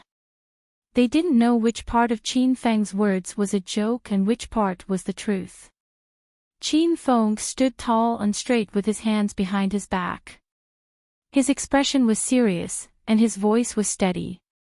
However, the representatives of the exchange team thought he was joking again. What hereditary stomach ailment? Why don't you say sexual ailment? The lecturers of the exchange team discussed incessantly. They were extremely dissatisfied with Qin Feng. However, Willis's expression was dull. His eyes were lifeless as if he was struck by lightning. The contemptuous and arrogant sneer that hung on Willis's face was long gone. It was replaced by a shocked expression. He did have a hereditary stomach ailment, but only he knew about it. Even his classmates didn't know about it. This kind of hereditary ailment was usually very obscure. As long as he didn't say it out loud, no one would be able to tell. Willis couldn't figure out how Qin Feng found out about it. At the same time, Willis was even more worried. Did Qin Feng see through the other big secret of his body? You're talking nonsense again. Willis didn't want to admit it. He looked at Qin Feng nervously. You know best whether I'm talking nonsense or not. Qin Feng shrugged indifferently. He looked at Qin Feng with a carefree expression. How did you find out? Did you see any other hidden ailments in my body? Willis couldn't take it anymore. He was very curious about this question. Of course it's from the physiognomy. In Chinese medicine, look, listen, question, and feel the pulse. Do you understand? Qin Feng looked at Willis proudly. As for the other ailments, Qin Feng really couldn't see them. Therefore, he avoided answering this question. Willis didn't say anything because he was so shocked that he was speechless. Did Chinese medicine really find out the cause of a family's hereditary ailments just by looking at the physiognomy? Did they install a B-mode ultrasound machine in their eyes? The lecturers and student representatives of the St. Medical Institute saw the drastic change in Willis's expression. Although they didn't hear Willis admit it, they could guess what had happened. No one dared to say anything. Only the muscular and simple-minded Peter glared at Qin Feng confidently. He said playfully, "Don't talk nonsense, kid. How can a person with a mouth full of nonsense like you be a teacher? Is Provincial Capital University's medical school going to close down? Why do you keep inviting some weirdos to make up the numbers?" Ha ha ha. Peter seized the opportunity to mock Qin Feng. Of course, he wouldn't let it go. However, he suddenly stopped after laughing 3 times. He looked at his companions with a strange expression. "Professor Mike, what's wrong with you guys? This teacher is simply spouting nonsense. China's traditional Chinese medicine is a liar. We've already won today's battle before it even started. Hurry up and laugh with me." Peter was still immersed in his own thoughts. He looked at the people around him with an incredulous expression. Professor Mike wanted to kick Peter out of the classroom. He glanced at Willis before turning to Qin Feng and said, "Professor Qiao Feng's Chinese medicine skills are really amazing. You've really broadened our horizons today. You flatter me. Chinese medicine is broad and profound. I've only learned a little bit about it. I'm sorry for my incompetence just now." Chin Fong and Mike looked calm on the surface and even flattered each other. However, Mike was infuriated. Although Willis didn't admit that he had a hereditary stomach ailment, as long as one wasn't an idiot, he could tell that Professor Chow Fong was right. Willis couldn't refute Professor Mike's words. In an instant, the classroom was filled with excitement. The students of the medical institute cheered and jumped in joy. Professor Chow Fong is so cool. I thought the old man leading the team from the St. Medical Institute would be amazing. TSK. Those lecturers and representatives are even worse. They're nothing in front of Professor Chow Fong. Didn't Professor Chow Fong say that the old man called Mike used to sell French fries? He switched to medicine halfway through. How amazing can he be?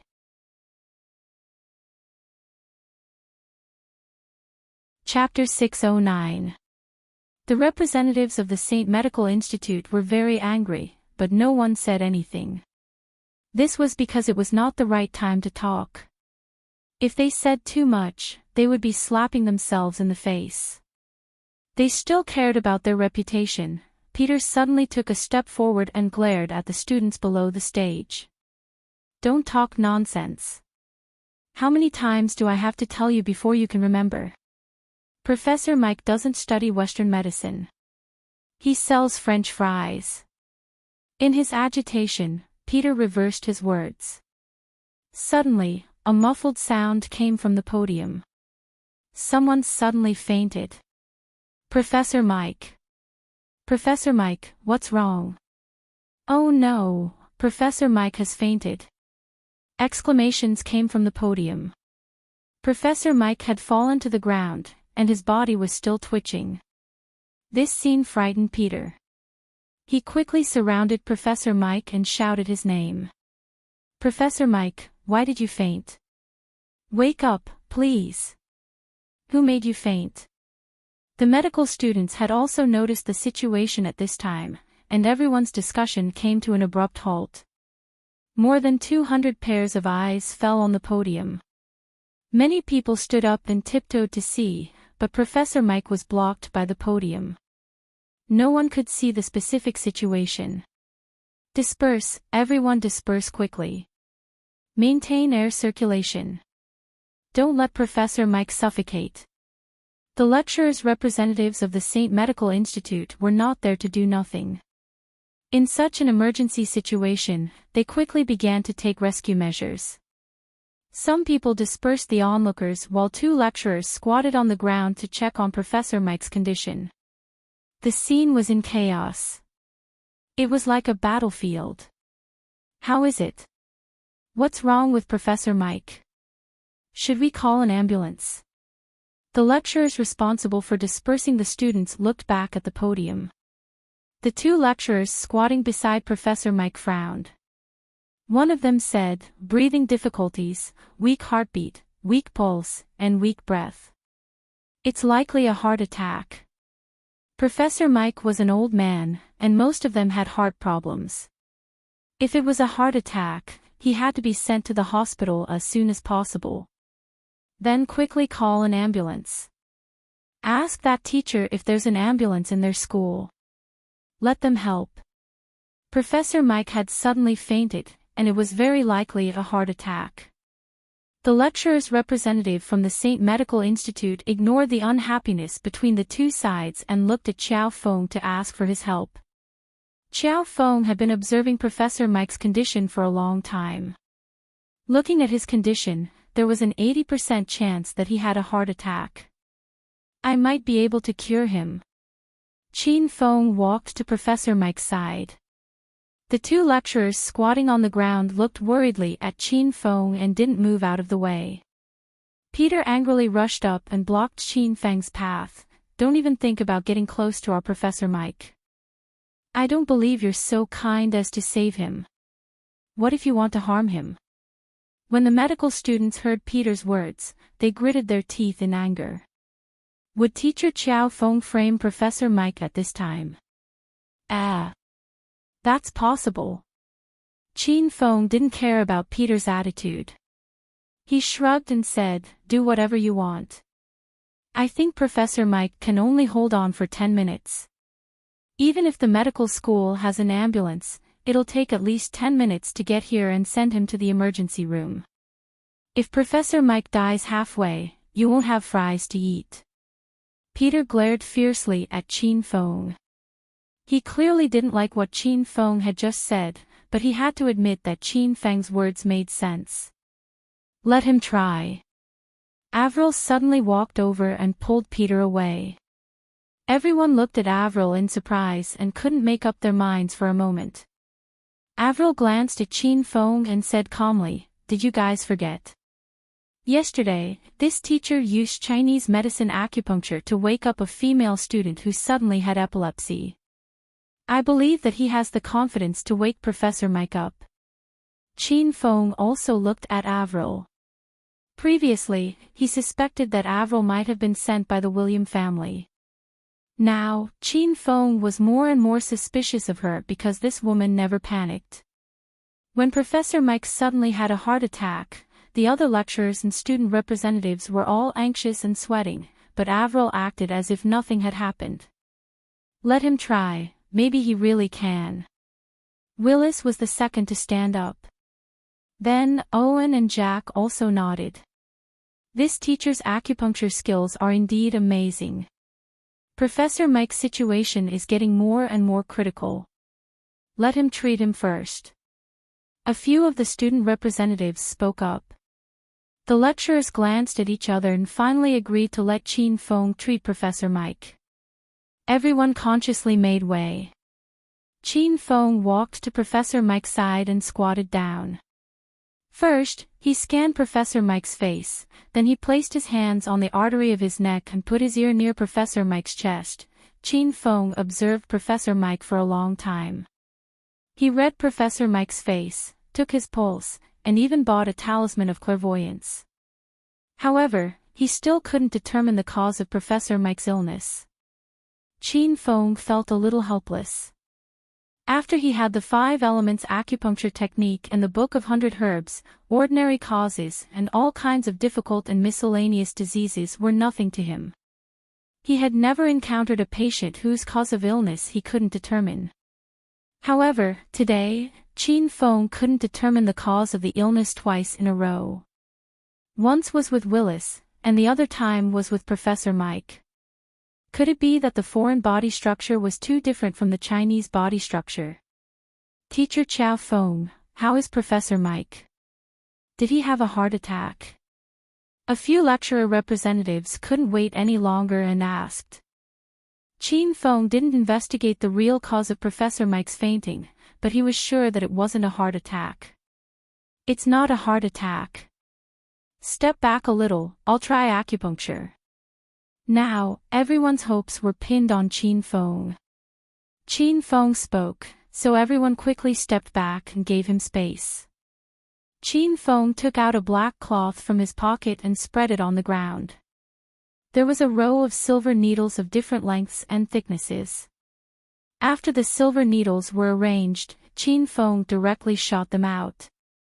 His movements were extremely fast, so fast that everyone was dazzled.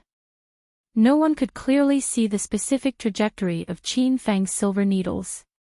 In the blink of an eye, 6 silver needles had landed on several of Professor Mike's main acupuncture points. Whoosh! Everyone sucked in a breath of cold air. Needless to say, it was the first time they saw Qin Feng perform acupuncture, and some of them screamed in surprise. This was the second time the 5 student representatives had seen Qin Feng's acupuncture skills, but they were still shocked to the core. The 4 male students yelled in their hearts, how many times did he have to practice to have such a fast hand speed? Whoosh whoosh whoosh. Qin Feng's expression was solemn, as if he was isolated from the world. He paid no attention to the screams and discussions around him. He first applied the needles with one hand, then raised his other hand. Both of his hands danced and spun in the air. The silver needles fell one by one precisely, light and natural. It was as gentle and harmonious as an ancient beauty embroidering a painting. In the blink of an eye, there were 8 more silver needles on Professor Mike's body. In a breath's time, Professor Mike's body was covered with silver needles. The surrounding people held their breaths, as if they would disturb Qin Feng. Qin Feng wasn't performing acupuncture at all. He was clearly performing a kind of aesthetic and lively art. To be able to combine medical skills with art and sublimate it to such a level, this was definitely the standard of a generation of Chinese medicine masters. The expressions of Willis and the other exchange students changed constantly.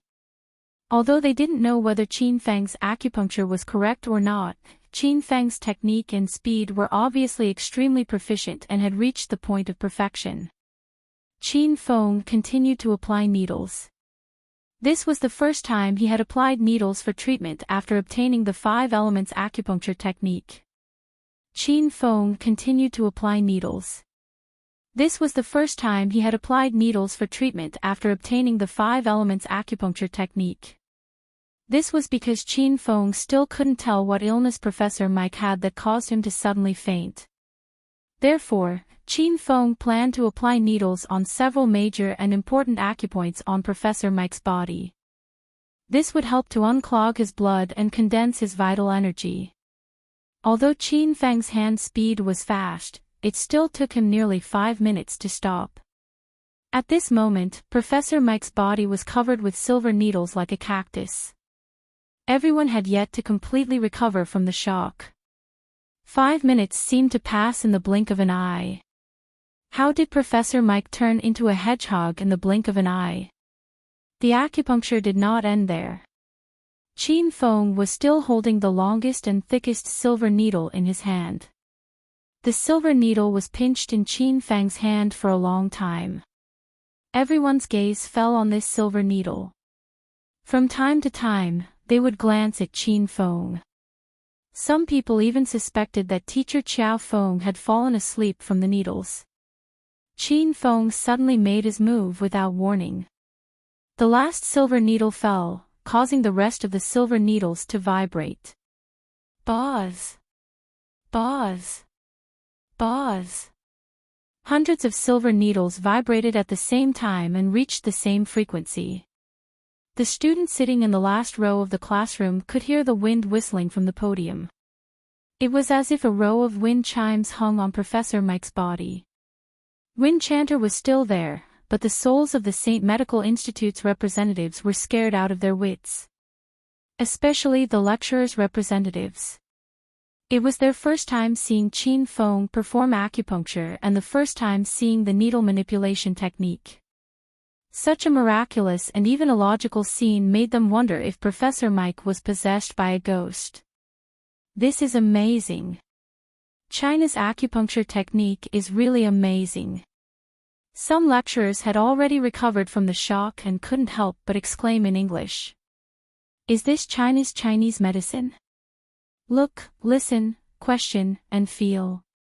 Acupuncture technique. I want to learn. I want to learn too.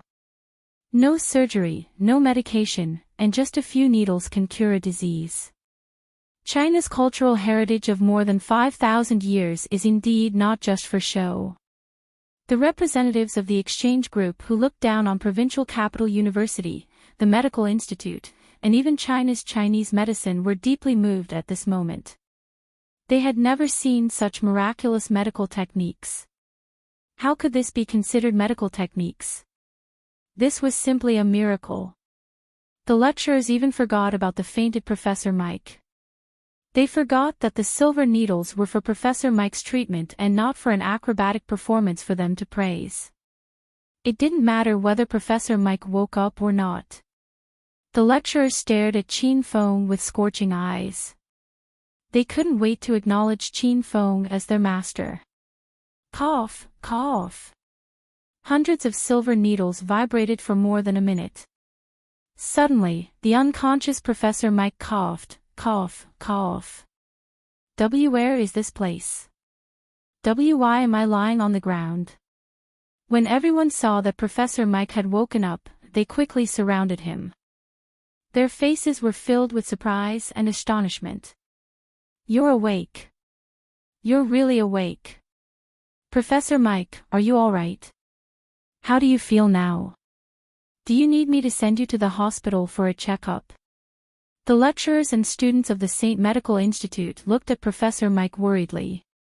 Professor Mike's memory seemed to be recovering. He looked at everyone for a while with a puzzled expression. Then, he stood up. Did I suddenly faint just now? Which one of you saved me? Professor Mike glanced at the people of the St. Medical Institute. Everyone shook their heads. Avril took a step forward, pointed at Chin Fong, and said, Professor Mike, we were helpless when you suddenly fainted. We were going to send you to the emergency room, but Professor Chiao Fong came to your rescue and saved you with Chinese traditional medicine.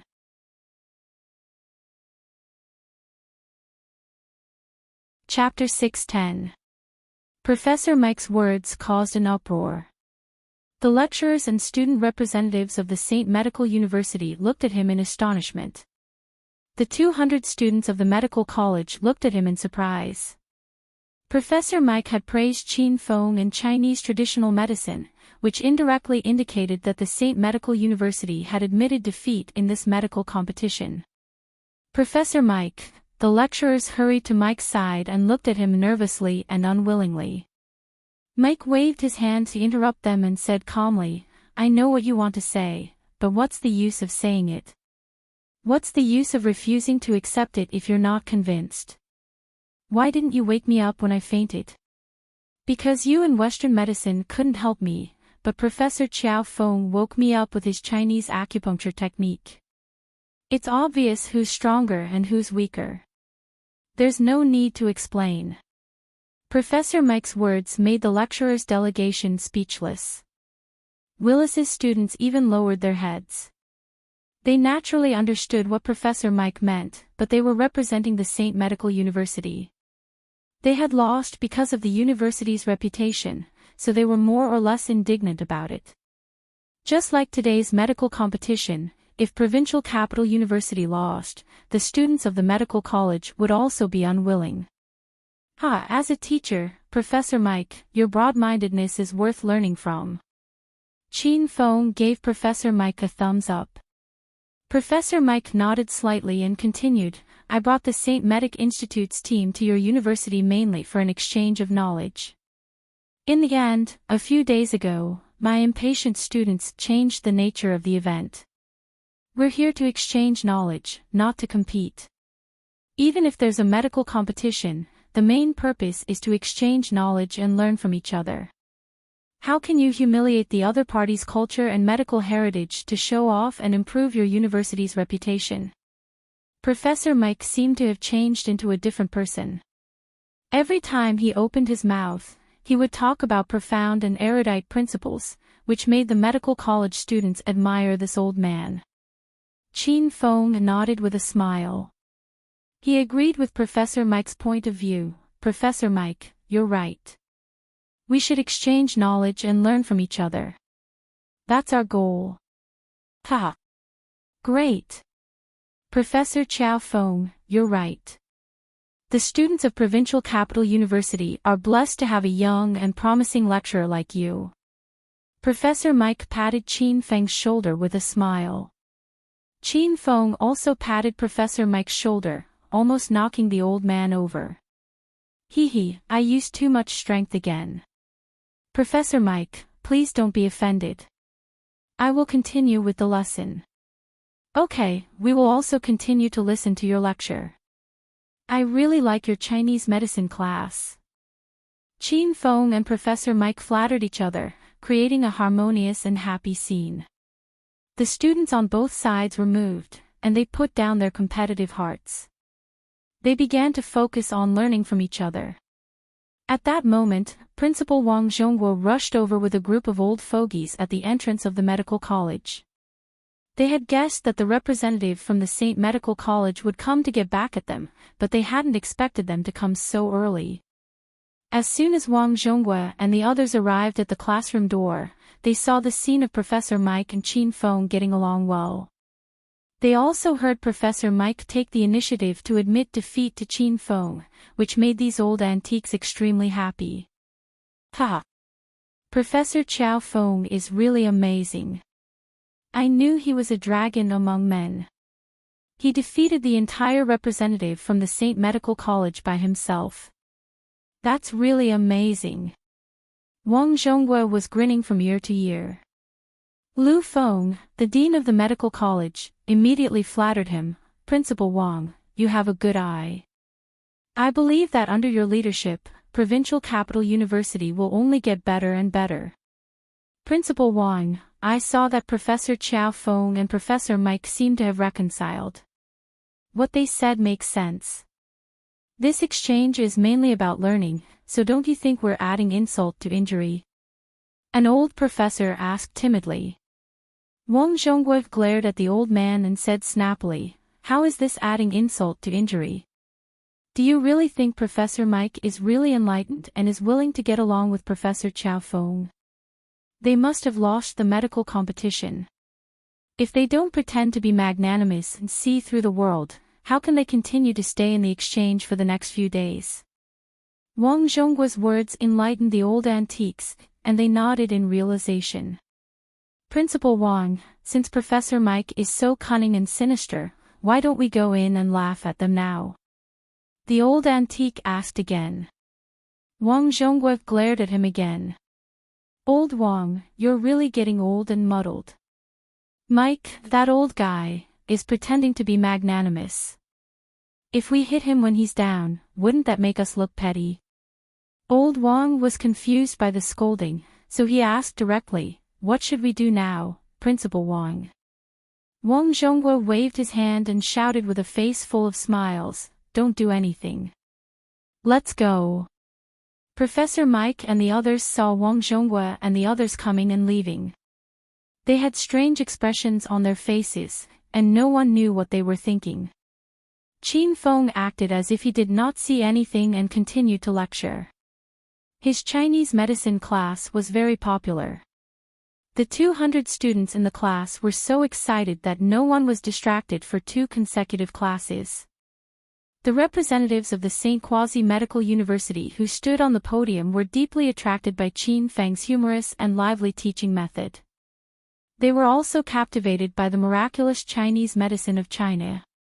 The lecturers and students listened attentively.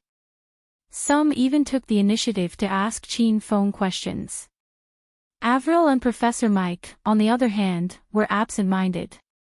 Ding! Congratulations, host Qin Feng, for promoting Chinese medicine and spreading its name far and wide. The system has rewarded host Qin Feng with a 5 elements formation. When the class was about to end, the system's notification rang in Qin Feng's mind.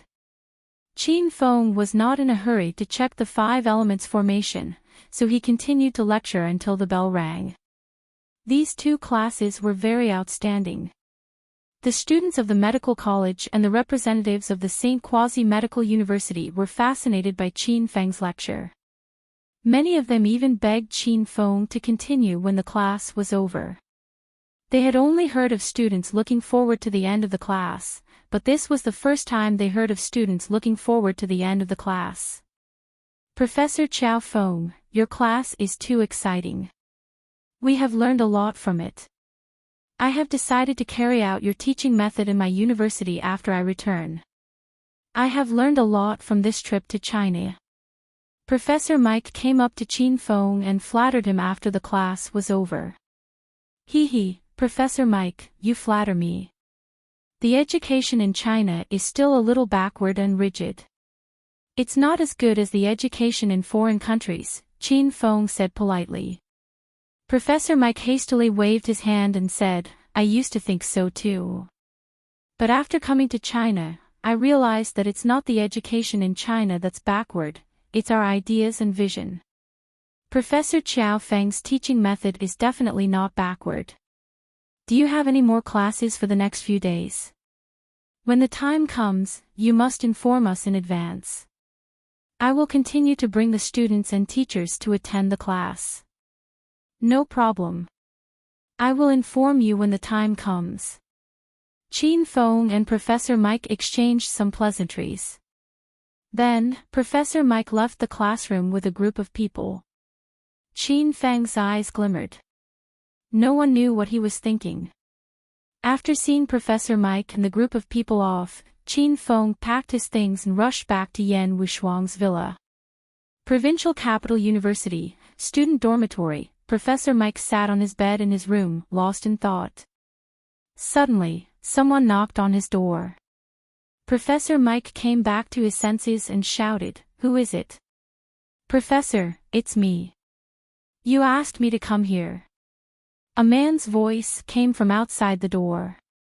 Professor Mike collected his thoughts and went to open the door. A tall and handsome man walked into the room. He was Qin Fang's transfer student, Prince William. "You're here. Take a seat." Professor Mike invited Prince William to take a seat and poured him a glass of water. He acted as if his status was lower than Prince William's. Prince William sat in front of the table and accepted Professor Mike's behavior naturally. "Professor, why did you ask me to come here?" Professor Mike had already closed the door. However, he was afraid that the wall might be eavesdropping, so he lowered his voice and said, "Prince William, have you transferred to Medical College Class 1? "Yes. My father asked me to come here yesterday to assist you in your mission," Prince William said honestly. Professor Mike nodded and continued, "You saw Qiao Feng's class today. What do you think of him?" Prince William was also in Class 1 at that time. He witnessed the series of events in the morning. He pondered for a while and said, "What do you mean, Professor Mike? Aren't we here to look for the divine Chinese medicine practitioner, Li Xingtian, who has been missing for 5 years? What does this have to do with Qiao Feng?" Professor Mike nodded and then shook his head. "Patriarch William did ask us to look for Li Xingtian because Li Xingtian is a person who can use the needle manipulation technique of Chinese medicine. However, in the class today, the teacher called Qiao Feng also used the needle manipulation technique. Furthermore, he has a profound foundation in acupuncture. I'm thinking if we should capture him as well.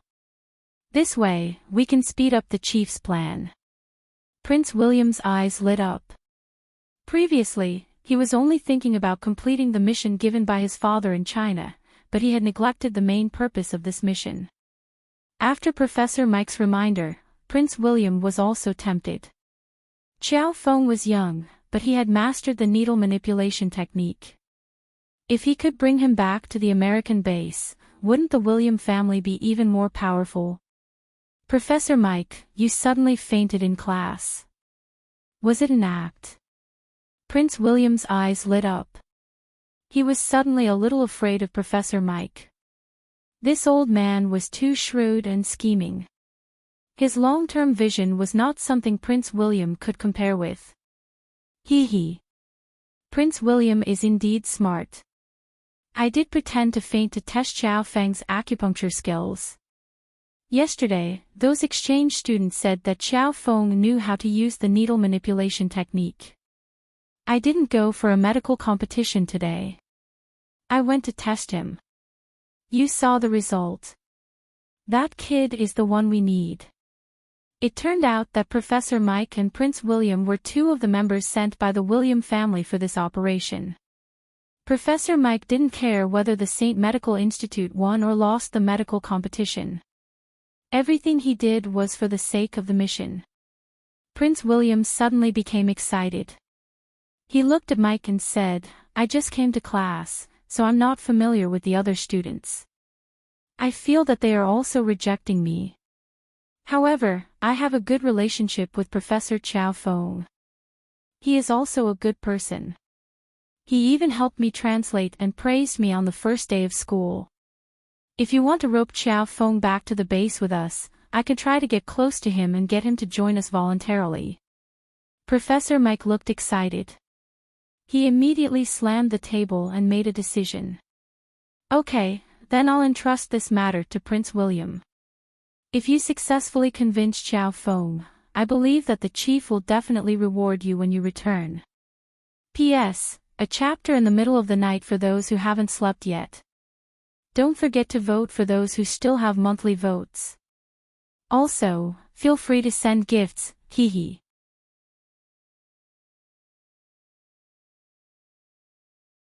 Chapter 611. The only official reading site of Hedonist Sovereign is Zongheng Chinese Network. I hope everyone can subscribe to Zongheng Chinese Network and support young Master Du. When Qin Feng returned to Yan Wushuang's rented villa, Yan Wushuang was preparing dinner. Ever since Qin Feng praised Yan Wushuang's cooking skills this morning, this lass had taken a liking to cooking. She was busy in the kitchen with a big spatula. Team leader Yan, you're really good at cooking. I was mesmerized by the aroma of the dishes as soon as I entered the house. Qin Feng came to the entrance of the kitchen and kept sniffing. Yan Wushuang was delighted, but she glared at Qin Feng coldly. What are you sniffing for? Are you a dog? Get out of here and don't disturb me while I'm cooking. Qin Feng fawned on Yan Wushuang because he hadn't had his dinner yet. He smiled and said, "Hee, I won't disturb you then, team leader Yan. Call me when you're done, and I'll bring the dishes to you." Qin Feng used to tease Yan Wushuang whenever he saw her. Today, he was flattering her with all kinds of flattery, which made Yan Wushuang feel uncomfortable. Clanking sounds came from the kitchen. After a while, Yan Wushuang came out with 2 plates of delicious food in her hands. "Serve the dishes, Qin Feng." "Hee, coming." Qin Feng eagerly ran to the kitchen. He realized that praising Yan Wushuang was very effective. This girl was in a good mood, so she cooked 4 dishes and a soup for dinner. Her life was very comfortable. This was the first time Qin Feng wished that this quest would continue on forever. Qin Feng was very happy. Qin Feng put the dishes on the table. Yan Wushuang was sweating from cooking, so she changed into loose white pajamas and came downstairs. "You stinking brat, you ate without waiting for me. Do you have a conscience?" Yan Wushuang gritted her teeth when she saw Qin Feng gobbling down the food as soon as she came downstairs. With a big mouthful of rice in his mouth, Qin Feng said vaguely, "Team leader Yan, your food is so delicious that I couldn't help but eat it. Please don't mind me." Yan Wushuang wanted to reprimand Qin Feng, but she was happy after hearing Qin Feng's words. She glared at Qin Feng and didn't say anything. Yan Wushuang sat in front of Qin Feng and began to eat. "Eat slowly, kid, no one is going to fight with you." "Oh right, what did you learn in school today?" Yan Wushuang slapped the back of Qin Feng's hand with her chopsticks and shouted angrily, "Hey! I'm talking to you. Are you deaf?" Qin Feng swallowed the mouthful of rice, drank some water, and then said, "Hee, I couldn't open my mouth just now, or else the rice would have spilled out. I made a discovery today, and it's a big one." Yan Wushuang's eyes lit up. "What did you find? Have you confirmed the identity of the members sent by the William family?" Qin Feng said, "I've confirmed one, but there are still 2 suspicious targets." "Really? Are you sure?" Yan Wushuang shouted excitedly. Although Yan Wushuang didn't go to class these days, it didn't mean that she didn't go to school. On the contrary, Yan Wushuang lurked in the school every day to check on the members of the St. Medical Institute's exchange group. Yan Wushuang also saw the battle between Qin Feng and the St. Medical Institute in class this morning. "Prince William. He transferred to our class yesterday, and now he's called Prince Wei." Qin Feng forgot to tell Yan Wushuang about this yesterday. "Prince William. Isn't that William Hagen's son? William's elder brother. How did you recognize him?" Yan Wushuang's eyes widened. She didn't expect this person to be here. "Prince William tried to assassinate me in the provincial capital, but he didn't succeed. At that time, I was using Qin Feng's appearance. Now that I've changed my identity, he can't recognize me, but I can recognize him." Every time Qin Feng thought of this, he would feel happy. The feeling of being in the dark while the enemy was in the light was really great. Yan Wushuang was speechless. She didn't expect Qin Feng to bump into such a good thing. Who are the two suspicious people? One is Avril, whom I mentioned yesterday. I'm becoming more and more suspicious of her. You can pay more attention to her whereabouts. The other one is Professor Mike, Qin Feng said. Yan Wushuang didn't find it strange that Avril was suspected, but Professor Mike made her suspicious. Yan Wushuang witnessed the whole process of Qin Feng's class today. Professor Mike fainted in class and thanked Qin Feng after he woke up. He expressed his admiration and respect for Chinese medicine. How could this old man be someone sent by the William family?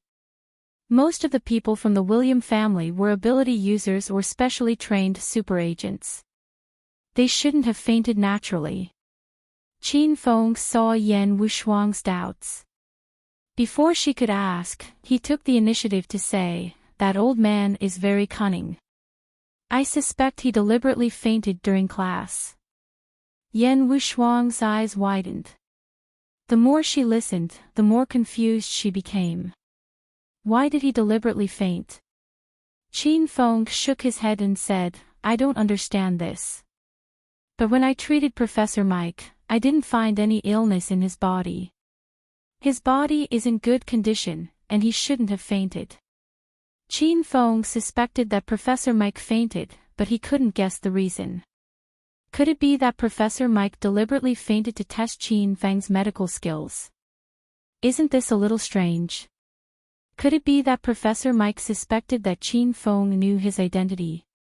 That was even more impossible. Because Qin Feng had a new identity, not many people in the capital knew Qiao Feng. Qin Feng couldn't guess Professor Mike's intentions, but he suspected Professor Mike. Yan Wushuang also suspected Professor Mike when she found out that Professor Mike fainted on purpose. "Okay, then I'll follow these two people for the next few days to see what they're up to," Yan Wushuang said with hatred. After Qin Feng provided his information, he pouted and looked at Yan Wushuang. "Leader Yan, I've found some useful clues these 2 days. Why haven't you found anything?" Yan Wushuang looked embarrassed. She really didn't find any useful information these 2 days. Moreover, Yan Wushuang was Qin Feng's superior. How could Yan Wushuang not feel embarrassed when her superior wasn't as capable as her subordinate? I already have some clues. I'm just casting a long line to catch a big fish. I'm too lazy to tell you now." Yan Wushuang's eyes darted around. She didn't dare to look Qin Feng in the eye. Qin Feng naturally knew what Yan Wushuang was thinking. He said with a smile, "Leader Yan, it's okay if you didn't find any useful clues. How about this? I'll support you from now on.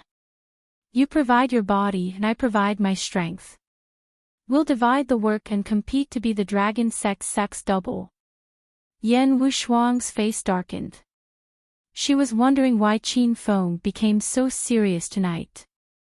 Yan Wushuang wasn't used to it. She didn't even get to pretend for a while and this brat showed his foxtail again. Go to hell. Who wants you to support me? Don't think I really didn't find any clues. I caught someone from the William family today. Yan Wushuang raised her head and puffed out her chest. Qin Feng's gaze fell on Yan Wushuang's chest. Yan Wushuang was so angry that she gritted her teeth. "Leader Yan, what did you just say? You caught someone from the William family. Are you for real?" Qin Feng suddenly snapped out of his daze. This Yan Wushuang was too powerful. Yan Wushuang felt great when she saw Qin Feng's shocked expression. She snorted disdainfully and said, "TSK. I just caught a person. It's not a big deal. Do you think that I, Yan Wushuang, bought my position in the Dragon's Gate Huang group? Didn't you get it because of the unspoken rules? Qin Feng, do you want to die?" Qin Feng and Yan Wushuang messed around for a while. Both of them went to a storeroom in the backyard of the villa. According to Yan Wushuang, the William family member that she caught was locked in this storeroom. Yan Wushuang stepped forward and opened the door. Qin Feng followed behind her and asked curiously, "Leader Yan, where did you catch this person?" "In the secret tunnel that you told me about." Yan Wushuang said proudly, "When I was looking for another exit in the tunnel, I happened to see him sneaking around. I immediately knocked him out and dragged him back." Suddenly, Qin Feng had a bad feeling. He hurriedly looked into the storeroom and saw a green-haired brawny man tied up with a rag stuffed in his mouth. His body was riddled with scars. Apparently, he had been tortured by Yan Wushuang. "Green hat." Qin Feng cried out in surprise. As expected, he had guessed correctly. Yan Wushuang, that silly girl, had really caught Green Fur. "Do you know him?" Yan Wushuang looked at Qin Feng cautiously. How did Qin Feng know someone from the William family? Sob, sob, sob. Green Hair's eyes lit up when he saw Qin Feng. He was so excited that he shed tears. After he was caught, Yan Wushuang forced him to confess and beat him until he was almost beaten to death. How could there be such a tough woman in this world? Qin Feng really wanted to give in to Yan Wushuang, this silly girl. He walked up and removed the rag from Green Fur's mouth. Green Fur's blood-curdling screams were heard. "Big brother, I never thought of running. I sincerely wanted to help you find another exit. Why don't you believe me? Please don't beat me anymore." Green Hair was a burly man, but now he was crying. He felt that he was too unlucky recently. Since that afternoon, when he wanted to violate Xiao Shi, Green Hair's life seemed to be shrouded in bad luck. He was unlucky from beginning to end. Yan Wushuang seemed to have understood something from their conversation. Could this Green Hair be the person that Qin Feng sent to find the exit? Yan Wushuang felt a little embarrassed. After all, she caught her own man and beat him up. It would be shameful if people knew about this. Ahem. Don't make a fuss. I just wanted to test you. I wanted to see if you would betray me in a critical moment. You've done well and passed the test. You can continue looking for the exit later. Qin Feng felt that Green Hair's life was too miserable. He must have done too many bad things in his previous life. After he found an excuse to fool Green Hair, Qin Feng pulled Yan Wushuang out of the storeroom. "Qin Feng, is that the person you found?" Yan Wushuang asked embarrassedly. Qin Feng rolled his eyes and said, "Team Leader Yan, I think you should reconsider my previous suggestion. Next time, you'll use your body and I'll use my strength." Yan Wushuang glared at Qin Feng angrily, but she couldn't lose her temper. After all, she had caught the wrong person this time. "All right, let that guy go later and let him continue looking for the exit of the tunnel. I'm going back to sleep. I'm really impressed by you women." Qin Feng glared at Yan Wushuang's chest and went back to his room. Ever since he left Acropolis City, Qin Feng had turned off his cell phone to prevent his identity from being exposed. At this moment, he lay on the big bed and turned on his cell phone. Buzz, buzz, buzz. As soon as he turned on his cell phone, it started to vibrate continuously. It vibrated for more than a minute before it stopped. Qin Feng looked at the missed calls and messages. There were messages from his women, as well as messages from Yunze and Longhair's brothers. The ones who called and messaged Qin Feng the most were Zhao Lingxian and Su Qiuyu. In total, the two of them had made over 1,000 missed calls, causing Qin Feng to be dumbfounded. "Qin Feng, you finally turned on your cell phone." Qin Feng called Zhao Lingxian first. Soon, Lingxian's angry voice came from the other side of the phone. "Lingxian, I've changed my identity. I need to keep a low profile for a few days, so I didn't turn on my cell phone." Qin Feng gave a simple explanation, then asked, did something happen on your side? P.S. To those who complained about repetitive chapters, wrong chapters, and messy chapters, sorry, you're reading a pirated version. When the pirated version stole young Master Do's article, the system made a mistake, and young Master Do couldn't change it.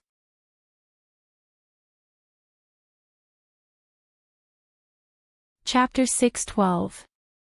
Hedonist Sovereign Book Group, 431362209, welcome.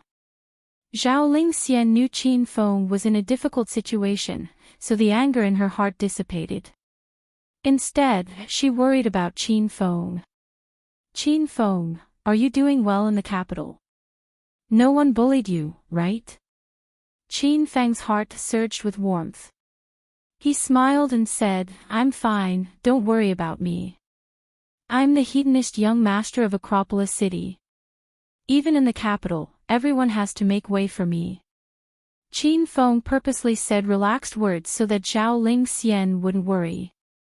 Zhao Lingxian was amused. She laughed tenderly and said, You're so narcissistic. I really can't be too nice to you. Seeing that the atmosphere became harmonious and relaxed, Qin Feng continued to ask, Lingxian, you called me so many times. What happened? The other side of the phone was silent for a while. Then, Zhao Lingxian said in a downcast voice, Qin Feng, because of what happened last time, Liang Yu has been bothering me frequently. He even said he'll come to Acropolis City to see me soon. Zhao Lingxian's voice trailed off. She was clearly afraid Qin Feng would be angry. Qin Feng was indeed angry, but he wasn't angry at Zhao Lingxian. Instead, he was angry at Liang Yu. Liang Yu was bothering Zhao Lingxian because she thought Qin Feng was dead, so she asked Liang Yu to help her get Qin Lang's phone number. This matter was a big blunder. After Qin Feng returned to the capital, he was busy investigating the William family, so he really neglected this matter. Lingxian, don't worry about this. I'll personally go to the Liang family in a bit and beat that reckless guy to death, Qin Feng said firmly. Zhao Lingxian immediately became worried. Don't do anything rash. If I knew this would happen, I wouldn't have told you about this. Don't worry, I'm a stage 1 inner martial artist now. I'll protect myself. Plus, I have the phone group to protect me in Acropolis City. Acropolis City belongs to the Qin family now. I'm sure even if Liang Yu comes, he won't dare to do anything too excessive to me. Zhao Lingxian was still afraid that Liang Yu would come looking for her. After all, the Liang family was a big family in the capital. Moreover, even if Liang Yu's strength couldn't compare to Liang Zhenwei's, he was definitely more powerful than a stage 1 inner martial artist. However, in order to prevent Qin Feng from acting foolishly, Zhao Lingxian could only try to persuade him first. Qin Feng understood what Zhao Lingxian was thinking, but once he made a decision, no one could change his mind. Just like how Yuan Xiang of the Jincheng City's Yu family had caused Lin Bei to fall into a vegetative state, Qin Feng had single-handedly destroyed the Yu family. Qin Feng could endure being taken advantage of, but he could not allow others to bully his family, women, and friends. By the way, what happened in Yun province after I left? Why did the Qin family's name unite the 4 cities of the Yun province? In order to not worry Zhao Lingxian, Qin Feng didn't mention the matter of visiting the Liang family. I heard it was your housekeeper, Uncle Fu. He's so powerful. He's actually the Southeast Tiger Yuan Fu, one of the 5 tigers of China 20 years ago. Now that he has returned to the ranks of the 5 tigers, no one in Yun province dares to provoke the Qin clan anymore. Zhao Lingxian had heard this from others. Now, this news was spreading throughout the 4 cities of Yun province. The large and small families all added a strict family rule: no one could provoke the Qin family, or else they would be expelled from the family. Qin Feng had discovered Yuan Fu's true identity during the battle at Devil Beast Mountain, but he didn't think he would return to the ranks of the 5 tigers. Soon, Qin Feng understood. Uncle Fu must have had his reasons for retiring from the world 20 years ago. After enduring for 20 years, he reappeared, so there could only be one reason: to help Acropolis City's Qin clan stabilize its foundation. Qin Feng was incredibly moved. Uncle Fu had taken care of Qin Feng since he was young.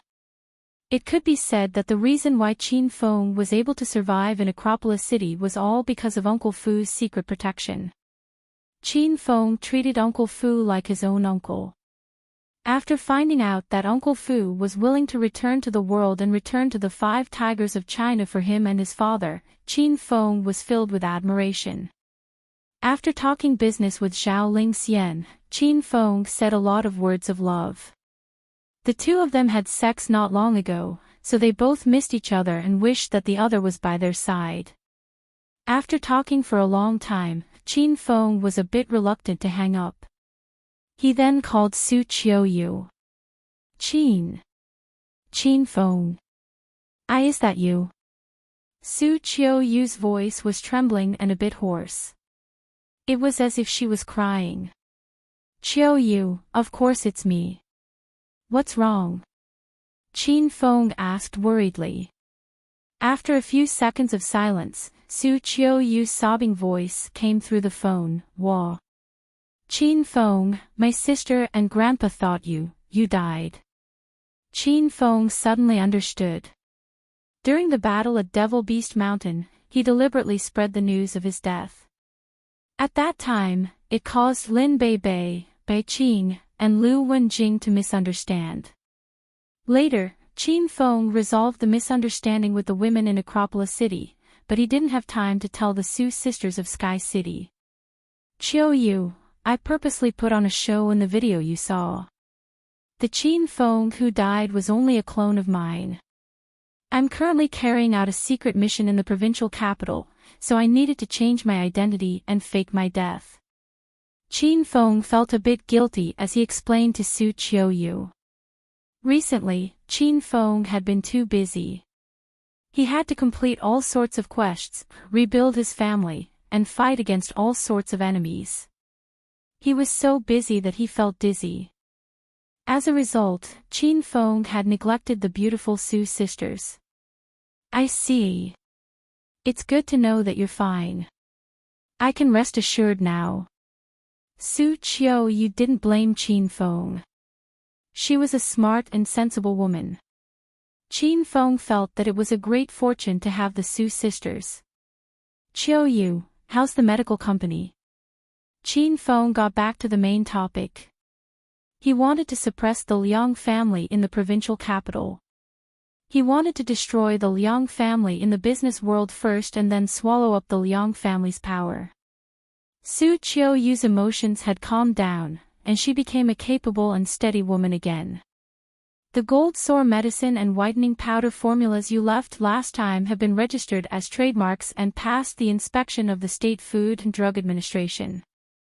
Now, these 2 formulas can be mass-produced at any time and sold in the market. I've been contacting you and waiting for you to tell me. Su Qiuyu's ability was outstanding. Qin Feng had only been back in Yun Province for half a month, but Su Qiuyu had already settled the new formulas. Okay. Then start the production of the gold sore medicine and whitening powder immediately. You can look for me if you have any financial problems, said Qin Feng. The Su family still has funds. If it's really not enough, I'll look for you. Qin Feng, take good care of yourself in the provincial capital. Remember to visit the Su family when you have time. Grandpa and Xia Tian miss you very much. Su Qiuyu's pretty face blushed after she finished speaking. How could she not miss Qin Feng? However, she was too embarrassed to say it out loud. Qin Feng, of course, understood Su Qiuyu, so he agreed with a smile. Su Qiuyu still had something in her heart that she didn't tell Qin Feng. After thinking for a while, she decided not to tell Qin Feng so that he wouldn't worry. When Su Qiuyu found out that Qin Feng was killed by Green Wolf, she didn't believe it at first. However, after a few days, the Su sisters and the elder had no choice but to accept it. The three of them were heartbroken and decided to avenge Qin Feng. Through the video, Su Qiuyu knew that Green Wolf was very powerful. Su Qiuyu was prepared to sell the Su family's business and spend a lot of money to hire the Golden Assassin Crew, a top international assassin organization, to assassinate Green Wolf. Both parties were in the final stage of their negotiation when Su Qiuyu suddenly received a call from Qin Feng. She learned that Qin Feng was still alive. After hanging up Su Qiuyu's call, Qin Feng hastily called the other women. He was afraid that these women would also think that he was dead and think of avenging him. Lu Bingbing, Su Xiatian, Lu Xiaojia, and even Li Yuqin called him. Suddenly, Qin Feng thought of Han Ying, but he couldn't call her. Then, he thought of Su Ruoro and Yun Xiao. He wanted to call them, but he couldn't reach them. Qin Feng wanted to call Rao Sherman, but he decided not to. Rao Sherman was getting more and more popular, so she must be very busy. Qin Feng hadn't contacted her for a long time. Did Rao Sherman still remember him? 8 years ago, they met by chance at the Lotus Lake. Could that pure and innocent relationship last until now? Qin Feng was a little depressed. He realized that his strength was still too low. He wanted to protect his family, women, and friends, but he felt powerless. Qin Feng swore in his heart that he must break through as soon as possible and become more powerful.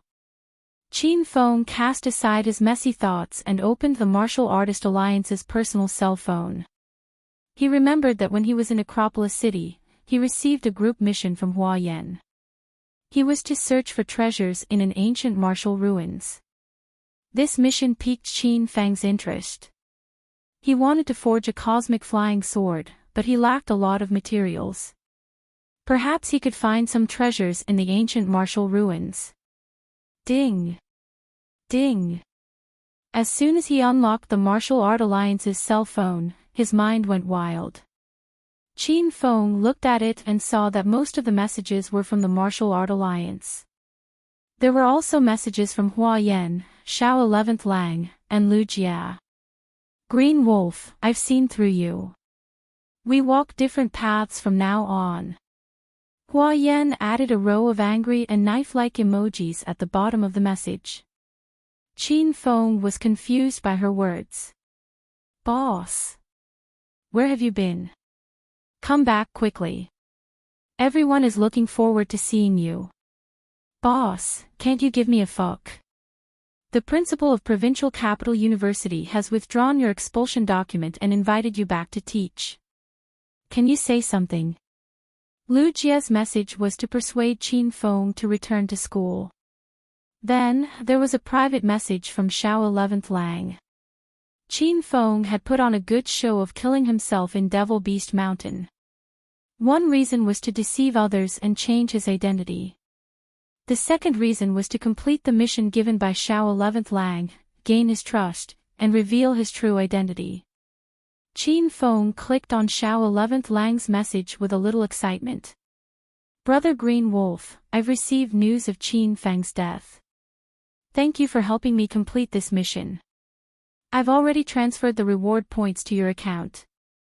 The physical reward is in the Martial Artist Alliance's warehouse.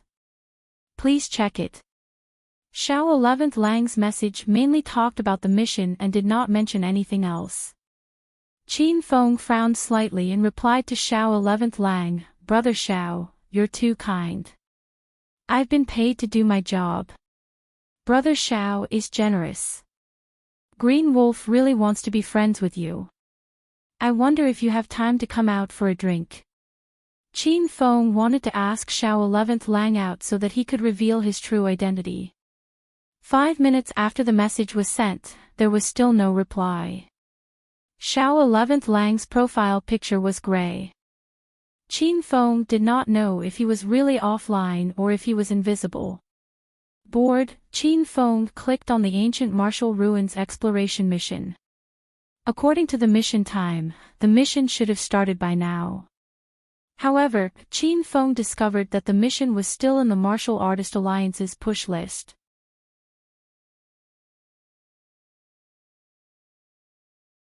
Chapter 613.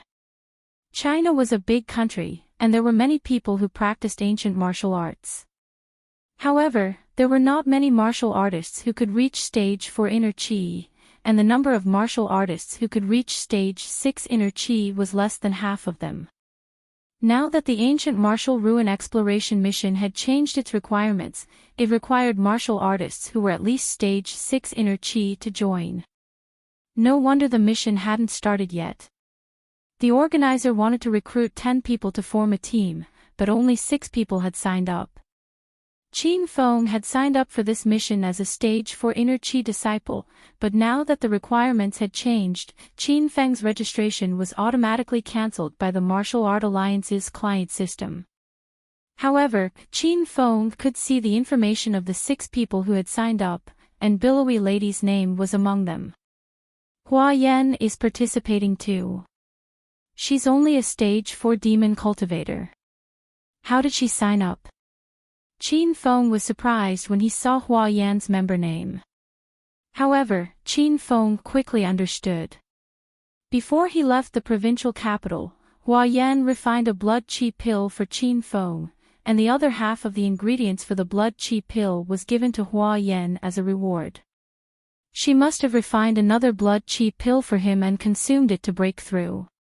However, Hua Yan had broken through from a stage 4 demon cultivator to a stage 6 demon cultivator in just half a month. Wasn't this speed a little too fast? Since Hua Yan had signed up, Qin Feng signed up as well. Qin Feng happened to be at stage 6 inner chi, so he met the requirements to sign up. After signing up, Qin Feng didn't pay attention to the mission because the mission didn't have a specific starting time. The organizer would contact the applicants when there were 10 people, so Qin Feng didn't need to pay attention to it anymore. After closing the mission list, Qin Feng realized that Xiao 11 Lang still hadn't replied to his message. Qin Feng didn't wait any longer. He changed his SIM card and inserted the Dragon Gate internal card. Then, he turned off his Martial Art Alliance phone and put it back in his pocket. Taking advantage of the night, he rushed to the provincial capital's Liang family. In the lobby of a mansion in the provincial capital's Liang family, Liang Yu sat on the sofa anxiously in his white pajamas. Beside him sat a man in his 50s. The man was dressed in black silk pajamas and looked noble and decent. His face was calm and steady, and there was a hint of dignity between his brows. The man was Liang Yu's father, the Liang family's eldest brother. "Dad, can you say something? This is a great opportunity. We have to grasp it." Liang Yu looked at his father anxiously as though he was waiting for his father to nod. Liang Shuiping sipped his tea unhurriedly. His gaze remained fixed on the news on the television. Without even looking at Liang Yu, he said, "Did you forget what that strange old man from the Dongfang family said?" At the mention of this, Liang Yu immediately jumped up in anger and cursed, "That big idiot from the Dongfang family. The Liang family has never had any dealings with him. How does the woman I fancy have anything to do with him? Isn't the Dongfang family too lenient? Isn't it just China's Crimson Dragon? What's so great about it?" "Pa!" Liang Shuiping slammed his palm on the coffee table, instantly shattering it. Liang Yu was so frightened that he immediately shut his mouth. He lowered his head and stood to the side like a child who had done something wrong. "Vile spawn, how can you speak such words so casually? If that strange old man hears about this, you'll be waiting to collect your corpse." Liang Yu's imposing manner was obviously much weaker, but he still grumbled unhappily, "Dad. Don't be angry. I wouldn't dare to speak such words outside. I'm only grumbling because we're in the family." "Humph. You think you're safe in the Liang family's villa? Those uncles of yours are always watching our every move. They can't wait for us to make some mistakes. Liang Shuiping snorted angrily. This was an important moment for the Liang family. The Liang family's old man, Liang Qitian, was getting old and was preparing to give up the position of family head.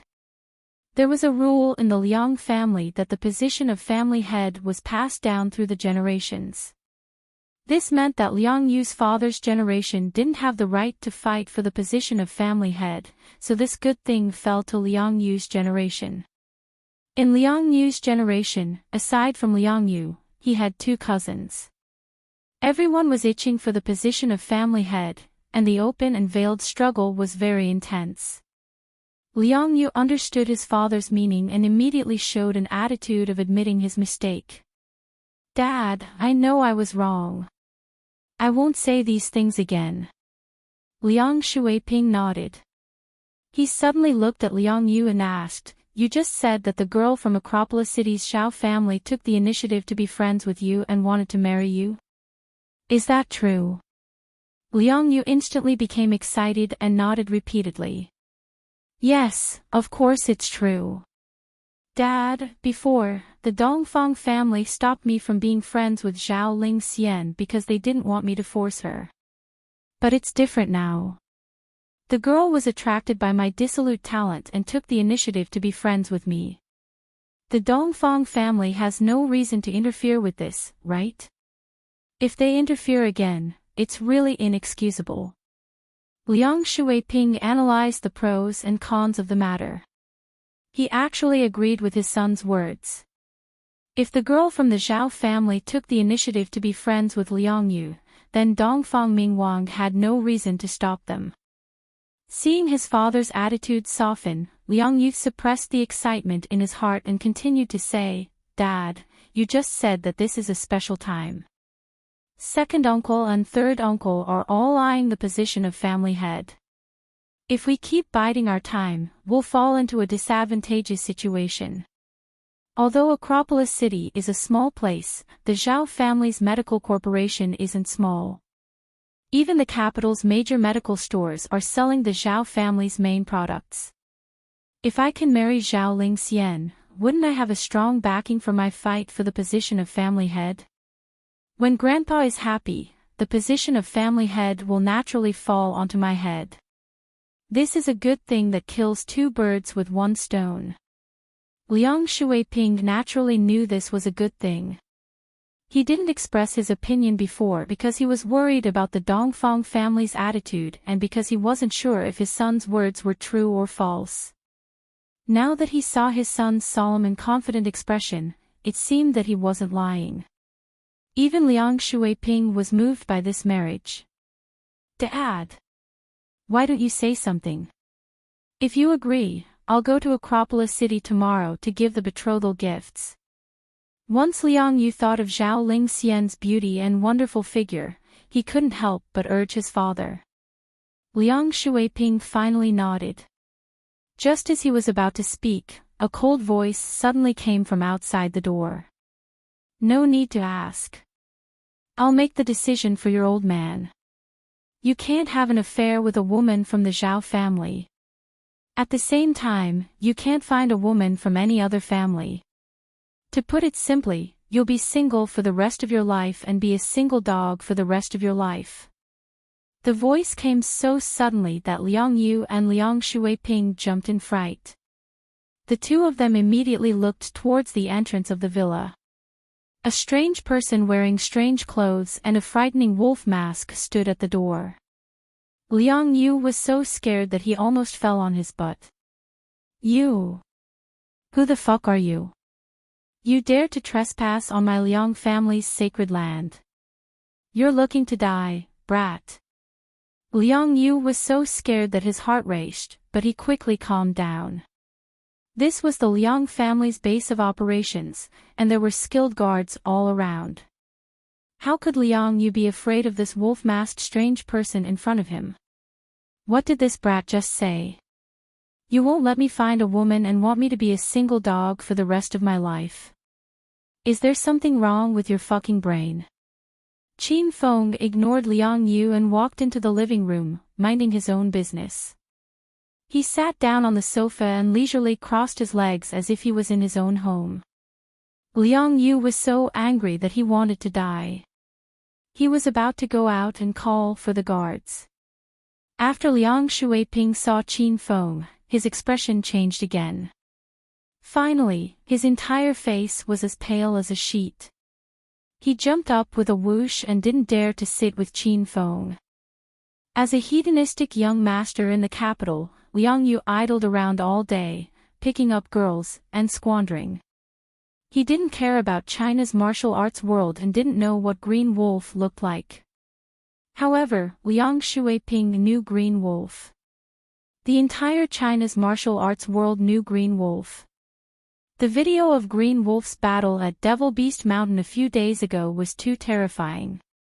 He defeated the Southeast's Tiger Yuan Fu and the capital's Tiger Qi Wanjun all by himself. He was a mysterious man, a godlike man. He was the man of One Piece. At this moment, this strange man was sitting on the sofa in his home.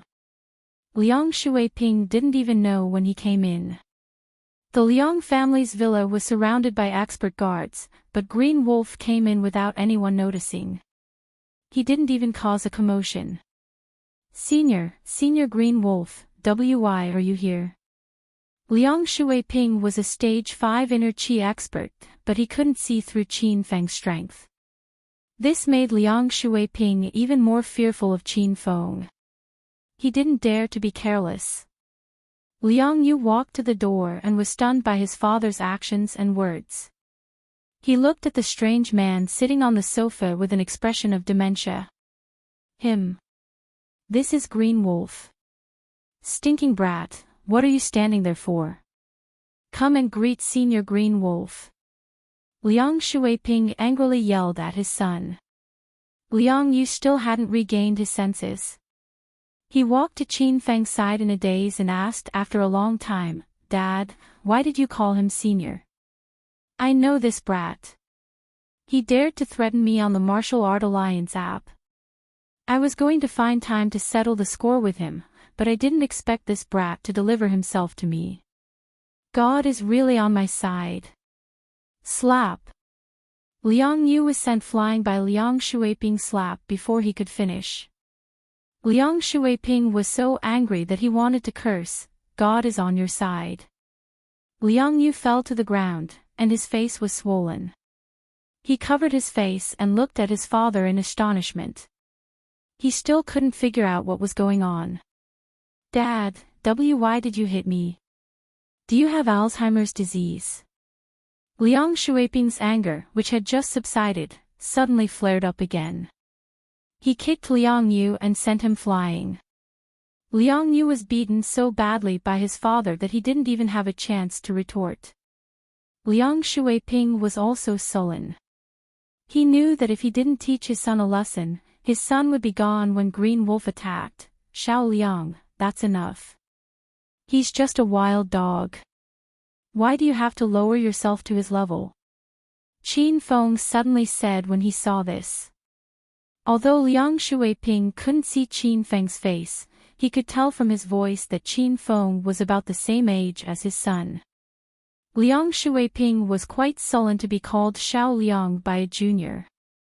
This person even called his son a wild dog. Then wouldn't he be an old wild dog? Liang Shuiping was very angry, but he didn't dare to show it. He had seen the video of Green Wolf abusing Capital's Tiger Qi bow. This fellow was vicious and merciless. He killed without batting an eye.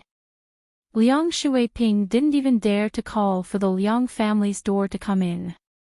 He was afraid that if he made a sound, he would be killed by Green Wolf in the next second. Even though he was called an old wild dog, Liang Shuiping still had to smile and curry favor with Green Wolf. Senior Green Wolf, my rascal is ignorant and doesn't know about your great achievements. You are a magnanimous person, so don't lower yourself to his level. That's right, why did Senior visit so late at night? Is there anything I can do for you?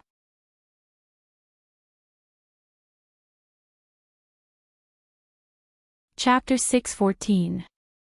Liang Shuiping was so nervous that his entire body trembled.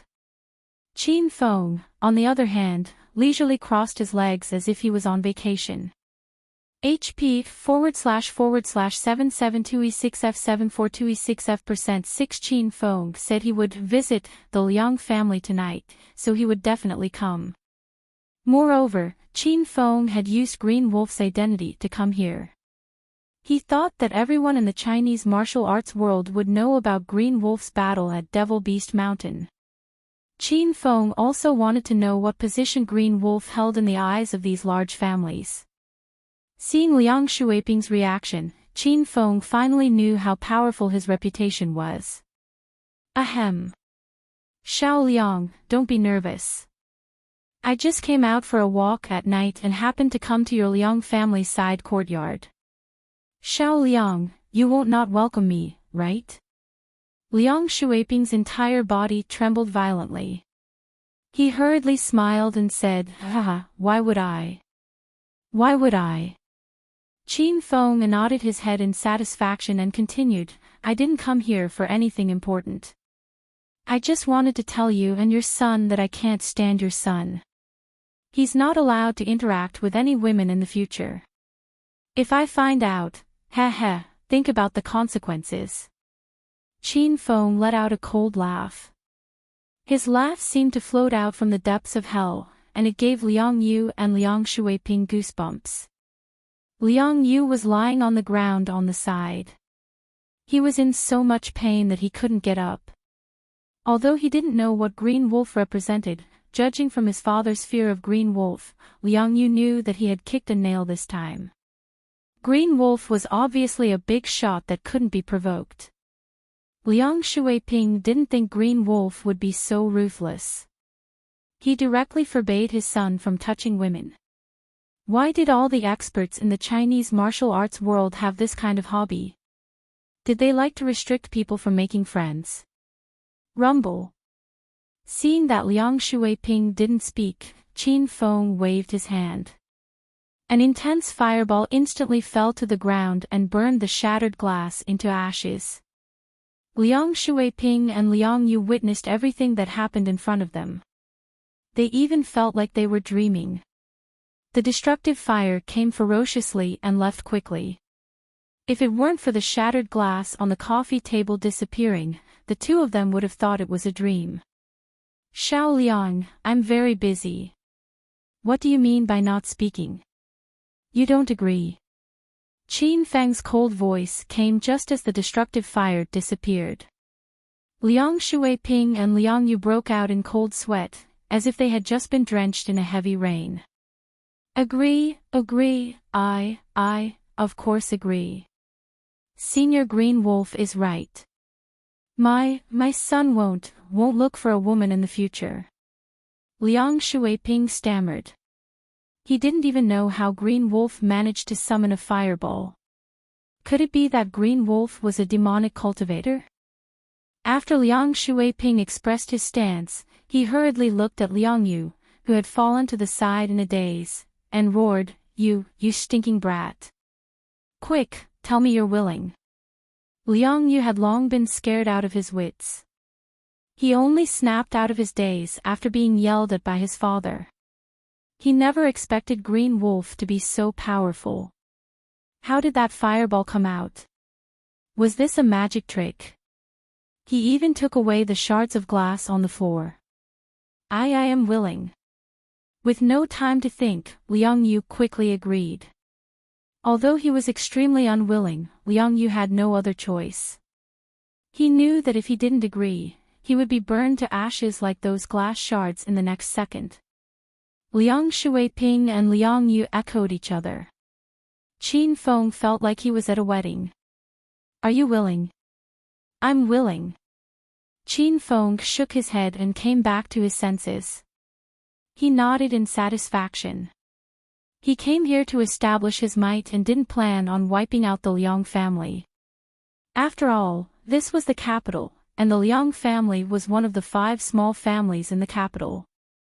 If such a large family was wiped out in one night, he was sure the government would come out to investigate.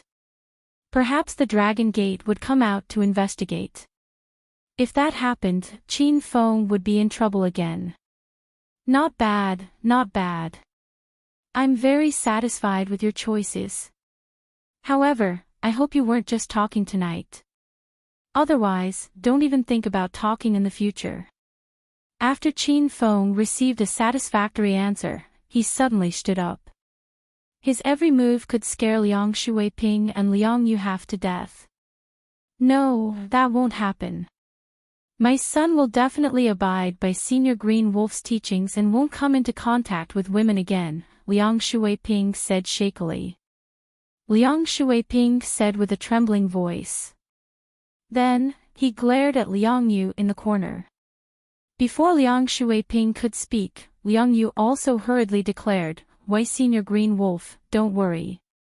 I won't touch women. I will never touch women again." When he said this, Liang Yu's heart was bleeding. Senior Green Wolf, do you have any other orders? Just say it, we'll definitely do it. Seeing that his son also declared his stance, Liang Shuiping immediately started to curry favor with Green Wolf. He was deeply afraid that Green Wolf would suddenly throw that terrifying fireball. If there's nothing else, and it's getting late, I'm leaving. When Qin Feng's voice fell, he immediately bought an invisibility talisman from the system and instantly disappeared into the night. Liang Shuiping and Liang Yu stared dumbfoundedly at the empty room. The night wind blew on their faces, telling them that this wasn't a dream.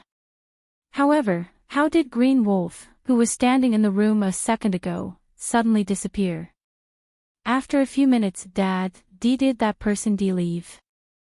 Liang Yu asked carefully. Liang Shuiping was also sweating in his heart. He softly yelled around the room, "Senior Green Wolf, Senior Green Wolf. Are you still there?" After yelling a few times and not hearing a reply, Liang Shuiping's body went limp and he directly sat on the ground. The pressure that Green Wolf gave him was truly too great. "Dad, who the hell was that guy? He actually dared to break into our Liang family's villa in the middle of the night. Why didn't you call the guards to kill him?" Knowing that Green Wolf had left, Liang Yu became arrogant again. He crawled to his father's side and yelled curses. Liang Shuiping's heart, which had just calmed down, instantly jumped to his throat. He slapped Liang Yu's face and wanted nothing more than to slap this evil creature to death. "You bastard, hurry and shut up. Look at what you've done.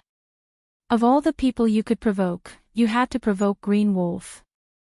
You're going to fucking kill me." Liang Yu felt dizzy from the slap, but he didn't dare to complain. He carefully asked, "Dad, who the hell is Green Wolf?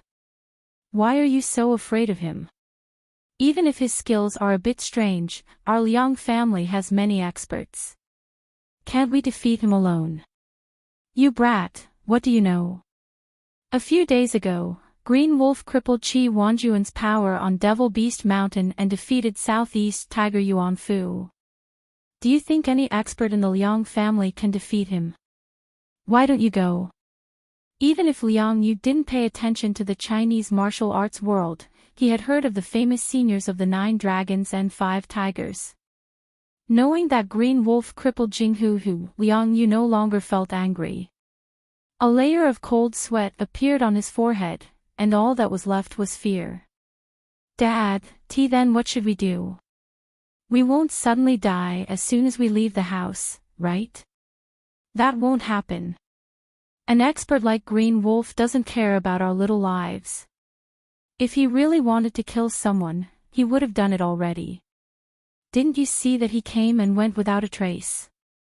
Even if he killed us, I'm afraid the Liang family's guards wouldn't know." Liang Shuiping sighed and continued, "How did you offend Green Wolf? Hurry and tell me." Liang Yu knew the severity of the situation and didn't dare to hide anything. He told Liang Shuiping about how he helped Xiaoling Xian get Green Wolf's phone number and how he argued with Green Wolf on the Martial Arts Alliance app. Liang Shuiping was so angry that he slapped Liang Shuiping a few more times. "You evil creature, I'm going to die from anger because of you. Don't touch Xiaoling Xian in the future, and don't tell anyone in the family about this. If the elder finds out that you offended Green Wolf, forget about being the head of the family, the elder might remove your name from the family tomorrow. Liang Yu didn't think the situation would be so serious. He nodded in fright and added, Dad, then can I still touch women other than Xiaoling Xian? Liang Shuiping almost slapped his son again. He huffed and yelled, only if you want to die. Ever since Qin Feng defeated Professor Mike, teacher Qiao Feng's name spread throughout the university. In the school forum, the topic index had already surpassed teacher Qin Feng. In the next few days of the exchange, the students from both sides didn't purposely compete in medicine or attack each other's culture and medical skills. The exchange between the two schools returned to its original nature and began to focus on the exchange of knowledge. Now, walking on the campus of the university, everyone was talking about Qiao Feng. There were Qiao Feng's die-hard fans and a group of love-struck, brain-dead suitors everywhere. Aside from Qiao Feng, there was another hot topic these days. The Pretty Girl group was going to hold a concert at the university. Have you guys heard? The Pretty Girl group is going to hold a concert at the university tomorrow. I heard about it last night and was so excited that I couldn't sleep well last night. A boy wearing thick glasses clenched his fists in excitement and made a spoiled expression like a little girl throwing a tantrum. A few girls passing by saw this scene and almost vomited. They hurriedly sped up their steps and walked away. I heard. I was so excited last night that I couldn't sleep. I like Rao Sherman the most. She's cold and aloof. Only a woman like her is worthy of me. After the passing girls walked away, the boy's companion also clenched his fists and jumped up. His coarse, acne-filled face was red. I like Zhang Kukumor. She's lively, cute, big-breasted, and brainless. I can still accept this kind of woman. Another boy's companion made a ruckus and looked like he was in heat. Xiao Lei was in low spirits recently. He walked past the three boys with a gloomy face. When he saw their expressions and actions, he staggered and almost fell. Did all the boys in this university forget to eat some brain-dead pills today? Xiao Lei's moral integrity was shattered along the way. Isn't that the teacher with smelly feet? Let's get away from him. Don't let him stink. That's right. I bought these new clothes today. I'm waiting for Sherman to come on a date with me tomorrow. I don't want to get stink from him. Stop it. Wait for me. I don't want to stay with that teacher with smelly feet. It's so embarrassing. Xiao Lei watched as the three coquettish boys ran away because they despised him. He was so angry that he almost fainted. I haven't despised you guys yet. Director Xiao Lei, over here. Xiao Lei was still fuming when a voice came from behind. Hey! It's Gao Tianyao. What's the matter? Xiao Lei quickly hid his displeasure when he saw Gao Tianyao. He didn't dare to offend Gao Tianyao as he was a disciple of one of the 5 small clans in the provincial capital. Director Xiao Lei, we're old friends. You don't have to be so courteous with me now that we're not in class. Gao Tianyao patted Xiao Lei's shoulder and laughed. When Qin Feng was still teaching at provincial capital university, Gao Tianyao and Xiao Lei loathed him because he was too famous and liked to tease Hua Yan, Chang Xian, and Qiao Shi. The two of them even formed an underground alliance. Xiao Lei even suggested Gao Tianyao to kidnap Qin Feng and force him to give up on his pursuit of Qiao Shi and Chang Xian. Xiao Lei even suggested that Gao Tianyao kidnap Qin Feng and force him to give up on Qiao Shi and Chang Xian. Both of them thought that Qin Feng must want his life, and Qin Feng's reputation would be ruined. However, before they could carry out their plan, Qin Feng was expelled from the university. Now that Qin Feng was gone and Xiao Feng, who was as annoying as him, came, Gao Tianyao looked for Xiao Lei again to form an alliance.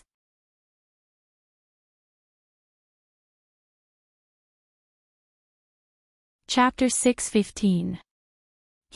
Since Mr. Gao Tianyao said so, I won't stand on ceremony with you. Xiao Lei could roughly guess Gao Tianyao's intention when he saw Gao Tianyao taking the initiative to talk to him. Gao Tianyao smiled and said, Director Xiao Lei, I've heard about what happened to you a few days ago. Don't be sad, I believe that Director Xiao Lei is very knowledgeable in Western medicine. You must have been going easy on those exchange students from St. Medical Institute. Otherwise, how could they have won against you? Xiao Lei had been sulking ever since he was humiliated by Willis and the others in class a few days ago. Whenever he walked on the campus of Provincial Capital University, the students who passed by would greet him warmly and call him Mr. Stinky Feet. Even Xiao Lei himself did not expect that he would become a celebrity in Provincial Capital University one day. The reason he became famous was because he picked his feet in class. Now that he heard Gao Tianyao's words of consolation and praise, Xiao Lei's gloomy mood was lifted immediately. It was as if he had found an alien companion. He held Gao Tianyao's hand tightly and said, Yes, you are right.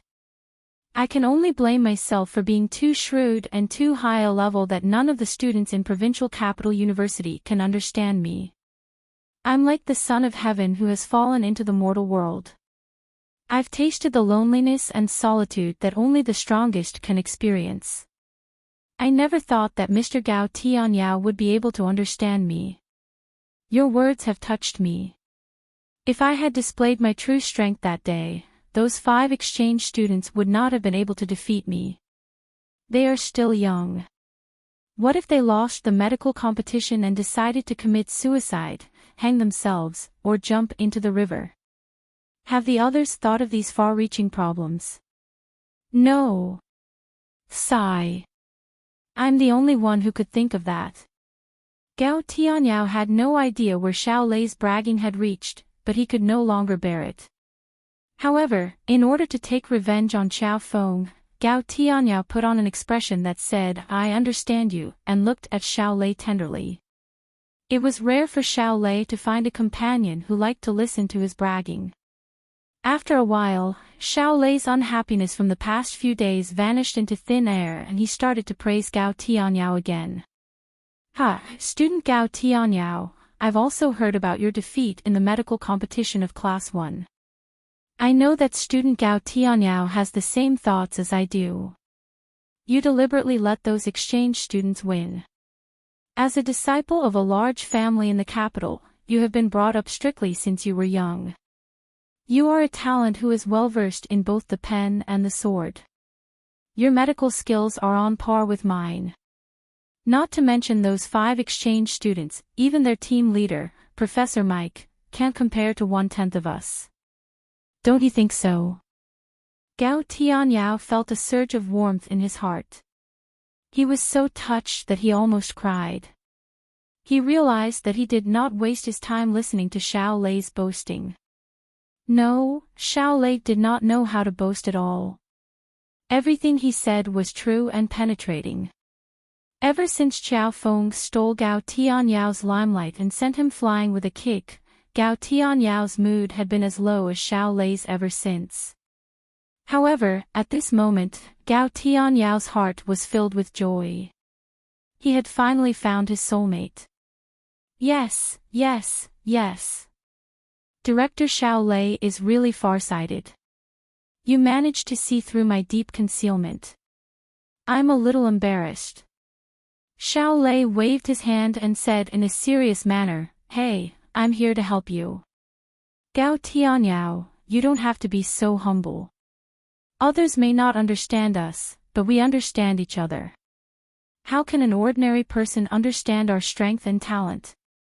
It's so lonely to be invincible. Director Xiao Lei is right. It's one of the happiest things in life to be able to find a soulmate like director Xiao Lei. Xiao Lei and Gao Tianyao praised each other for a while before Xiao Lei brought the topic back to the main topic. By the way, Gao Tianyao, is there anything I can help you with? Gao Tianyao finally remembered the purpose of his visit. He hastily said, Director Xiao Lei, do you still remember the plan we made to deal with Qin Feng? Xiao Lei had already guessed Gao Tianyao's purpose of coming here, and it seemed that he was right. Of course, I remember. But hasn't that idiot Qin Feng been fired? Xiao Lei feigned ignorance and waited for Gao Tianyao to spill the beans.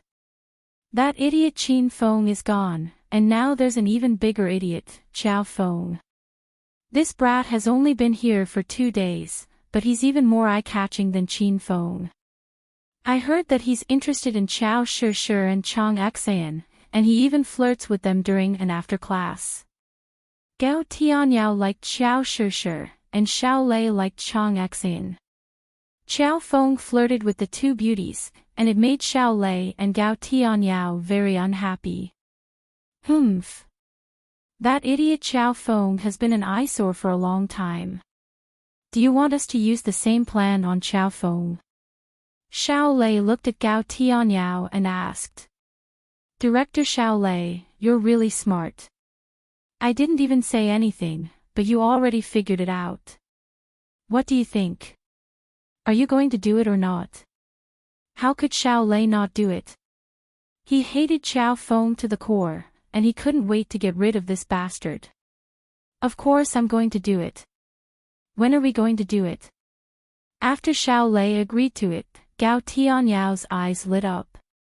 He whispered in Xiao Lei's ear for a while. Xiao Lei chuckled from time to time and clapped his hands. Ha! Great! Let's do it. Qiao Feng's reputation is going to be tarnished to the bottom of the drain. After Gao Tianyao and Xiao Lei discussed the plan, they divided the work and went back to work. Xiao Lei returned to the medical college's class 1. The first and second period of the morning were his Western medicine class. Xiao Lei didn't dare to sit in class anymore. Every time he sat down, the students would say that he was picking his feet. However, Xiao Lei's teaching skills were too poor. He had to follow the textbook in class, and the students were used to it. Moreover, with Qiao Feng around, none of them liked the Western medicine class. The atmosphere in the class was lifeless. Some were playing with their phones, sleeping, and some were flirting with girls. The two classes felt as long as 2 centuries. Xiao Lei would look at his watch from time to time as if he was waiting for an opportunity. 5 minutes before the end of the class, Xiao Lei suddenly put down the textbook in his hand and looked at Qiao Shi who was sitting below the podium. Ahem. Qiao Shi, can I trouble you to go to the office on my behalf? I've left the homework on my desk. Sorry for troubling you, Qiao Shi. Xiao Lei had been in class for the past 2 periods, and no one had paid any attention to him. At this moment, everyone raised their heads and glared at him. Who do you think you are? You want to trouble our goddess Shi to run errands for you? Are you looking for a beating? What the fuck? What did that stink-footed guy just say? Asking goddess Shi to carry his things for him. Don't tell me this guy's brain is damaged by the smell. Stop assigning homework. We won't do it even if you do. Ever since Xiao Lei had fawned over the exchange student from the St. Secondary Medical Institute and claimed that Chinese medicine was inferior to Western medicine, the students of the medical institute had turned their backs on him. It was already very kind of them to allow him to stand here and attend class in peace. Xiao Lei didn't expect that his casual remark would cause such a huge rejection. He was so angry that his lungs were about to explode. However, he had to get Qiao Shi out of the classroom. Otherwise, he and Gao Tianyao would not be able to carry out their plan. The students in the class were still cursing Xiao Lei. Xiao Lei suppressed his anger and tried to persuade Qiao Shi, but before he could open his mouth, Xiao Shi, who was sitting by the window under the sunlight, suddenly stood up. She said nothing and quietly walked out of the classroom. Goddess Shi, don't go. I'll go for you if you want to. Sigh. Goddess Shi is too kind. I fell in love with her unknowingly. What should I do? But I already have Rao Sherman. What should I do? Xiao Shi quietly left the classroom. The class was in an uproar again. Xiao Lei couldn't hear the students' discussion anymore. He watched Xiao Shi walk out of the classroom with a smirk on his face. Not long after Xiao Shi left the classroom, a scream rang out. The boys in the class immediately rushed out of the classroom because it was Xiao Shi's voice. More than 30 boys from the first class surrounded the empty space outside the classroom in a breath's time. The woman who had restrained Xiao Shi was shocked. The class was not over yet, was it? The one who kidnapped Xiao Shi was a woman with average looks. She was tall and sexy, but her body was curvaceous. The woman held a sharp dagger in her hand and pressed it against Xiao Shi's neck. Hey! What do you want, woman? Let go of our goddess Shi. Do you want to kidnap a hostage? Just let go of Shi and kidnap me. A few boys licked their lips as they stared at the woman's voluptuous breasts. The woman didn't say a word. Her hand that was holding the dagger was trembling. Apparently, she was frightened by the fanatical boys. The woman was a gangster hired by Gao Tianyao. The reason why he hired a woman to kidnap Xiao Shi was because he was interested in her. How could he allow a man to touch her body? The boys from the first class ran out of the classroom for a while. The girls and Xiao Lei finally came to their senses and followed them. More than 50 students from the first class surrounded Xiao Shi and the woman. The students were stunned by the scene in front of them. How could there be a kidnapping on campus? The commotion was so loud that the students from the second class rushed out of the classroom. The students from the other theaters who were skipping classes also came to the scene. Some teachers who were taking a stroll also came to the scene. The exchange students and lecturers from the St. Second Med University also came to the scene. Some of the university leaders thought that there was a gang fight, so they quickly came to the scene. Many stray dogs on campus also came to the scene. No one knew how much time had passed since Xiao Shi's scream, but there were already 400 to 500 people gathered outside the classroom, and the number was increasing rapidly. Xiao Shi was still in a daze. She couldn't figure out why the woman behind her wanted to kidnap her. The woman in the brown leather coat was also in a daze. She thought, what kind of woman did I kidnap? Xiao Lei and Gao Tianyao were standing in two corners of the crowd. They looked at each other with sinister glints in their eyes. Their plan was progressing smoothly. They were not afraid of the crowd because the more people gathered, the more embarrassing Xiao Feng would be. Buzz! Buzz! Buzz!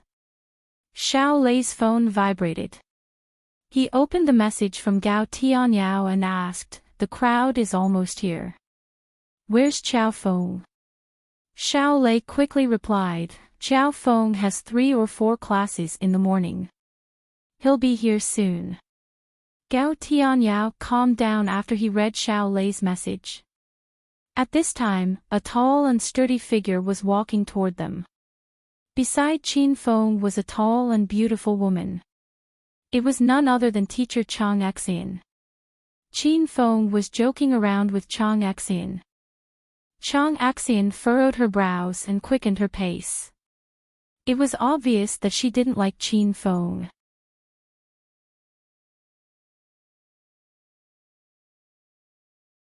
Chapter 6:16. Is there a person named Xiao Feng in your school? Hurry up and tell that heartless man to come out. The woman in the leather jacket who kidnapped Xiao Shi finally spoke. Her words startled everyone. Read the latest version of this book. Oh no. Professor Chow Fong has cheated a woman of her body, and she has come to our school. What should we do? Will Professor Chow Fong be expelled? How could Professor Chow Fong do this? That woman is too ugly. Why didn't he ask her out on a date? He's here. Professor Chow Fong is here. Chin Fong bumped into Chang Axan as soon as he arrived at the entrance of the medical college. Chin Fong pestered Chang Axan and started chatting with her. When they reached the entrance of the medical college, Chin Fong heard some students calling his name. Then, over 300 students, teachers, and a dozen stray dogs shifted their gazes to Chin Fong. Chin Fong jumped in fright. He wondered if these people were going to rape him. Even if they are going to rape me, why are there a dozen stray dogs among them? Before Chin Fong could open his mouth to ask, he heard a student yelling, "Professor Chow Fong, run! Teacher Chow Fong, run! Your lover is here!" Chin Feng's mouth twitched, and he almost burned the yelling student with a fireball. The woman's gaze fell on Chin Fong. Gao Tianyao had sent her Chow Feng's photo, so she recognized him at first glance. She cried out in pain, "Chow Fong, you heartless man. I've been treating you wholeheartedly, buying you clothes and paying your credit card every month. I was wondering why you spent so much money every month. It turns out that you've kept a little vixen in the school. Chow Fong, how can you face us? I'm telling you, I'm pregnant with your flesh and blood." The students were stunned. They had only guessed that Professor Chow Feng's lover was here to make trouble, but they didn't expect it to be true. How could Professor Chow Feng be so careless? He should have used a condom. Chang Axian, who stood beside Chin Feng, was also stunned. She hastily took 3 steps back and kept a safe distance from Chin Feng. Chang Axian crossed her arms in front of her chest and glared at Chin Feng angrily. She did not expect him to be such a scumbag. Of course, the person who was most shocked was Chin Feng himself. He looked at the woman in the brown leather jacket who kidnapped Xiao Shishir. He didn't even want to comment on her appearance. Although her body was hot, it couldn't compare to Lu Bingbing and Han Ying. Moreover, her temperament was far superior to Su Qiuyu, Zhao Lingxian, and Lin Beibei. As a hedonistic young master, Chin Feng always had very high standards for women. He really couldn't understand how this ugly woman had the nerve to frame him. "You can slander my reputation, but you can't slander my aesthetic standards. Brat, don't move." Before Chin Feng could regain his senses, a black shadow suddenly appeared behind him. It was a man with a long scar on his face. He held a gun in his hand, and the pitch-black muzzle was pressed against the back of Chin Feng's head. "Ah!" Chang Axian was startled and fell to the ground. This was the first time in her life that she had seen a kidnapping in real life. Moreover, the kidnapper was armed with a gun. The scar-faced man glanced at Chang Axian, who was lying on the ground. He couldn't help but glance at Chang Axian's slender, silky legs. She was indeed a top-grade beauty.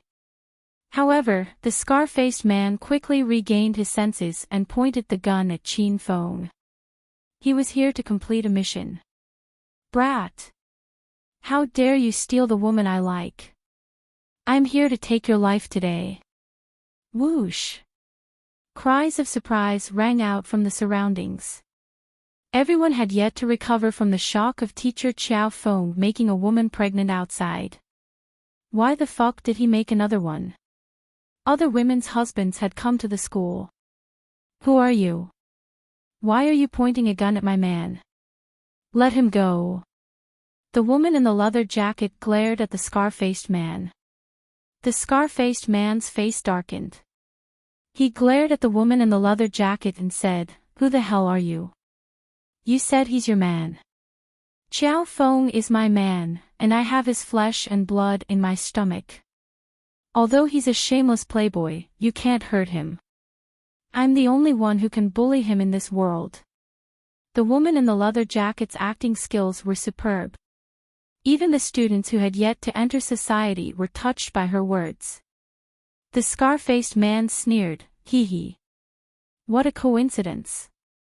The woman you kidnapped is my goddess. I'm here to cause trouble for this brat because he tried to seduce my goddess." After understanding the intentions of the knife-scarred man and the leather-clothed woman, everyone was stunned. Was this a movie set for a four-sided relationship? Chin Feng was analyzing the situation while the two men were talking. He could sense that the scar-faced man was not an ordinary person. His body was pulsing with inner chi. He was a stage 2 inner chi martial artist. When the scar-faced man tried to kidnap Chin Feng sensed it and easily dodged it. He then sent the scar-faced man flying with a palm strike. However, Chin Feng didn't do that because Xiao Shishir was still in the woman's hands. He was afraid that something bad would happen to Xiao Shishir, so he was willing to have a gun pointed at his head. Chin Feng was sure that he didn't know the scar-faced man or the woman in the leather jacket. They seemed to be in cahoots, so someone must have hired them to put on a show. Chin Feng saw through the scar-faced man's strength. A stage 2 inner chi martial artist was nothing in the martial arts world, but in front of ordinary people, a stage 2 inner chi martial artist was the best of the best. If the scar-faced man really was Xiao Shishir's secret admirer and kidnapped Chin Feng, then he didn't need a gun. In his eyes, Xiao Feng was an ordinary person, and the scar-faced man could kill him with a palm strike. The situation was too sudden, and there were many loopholes in the plan.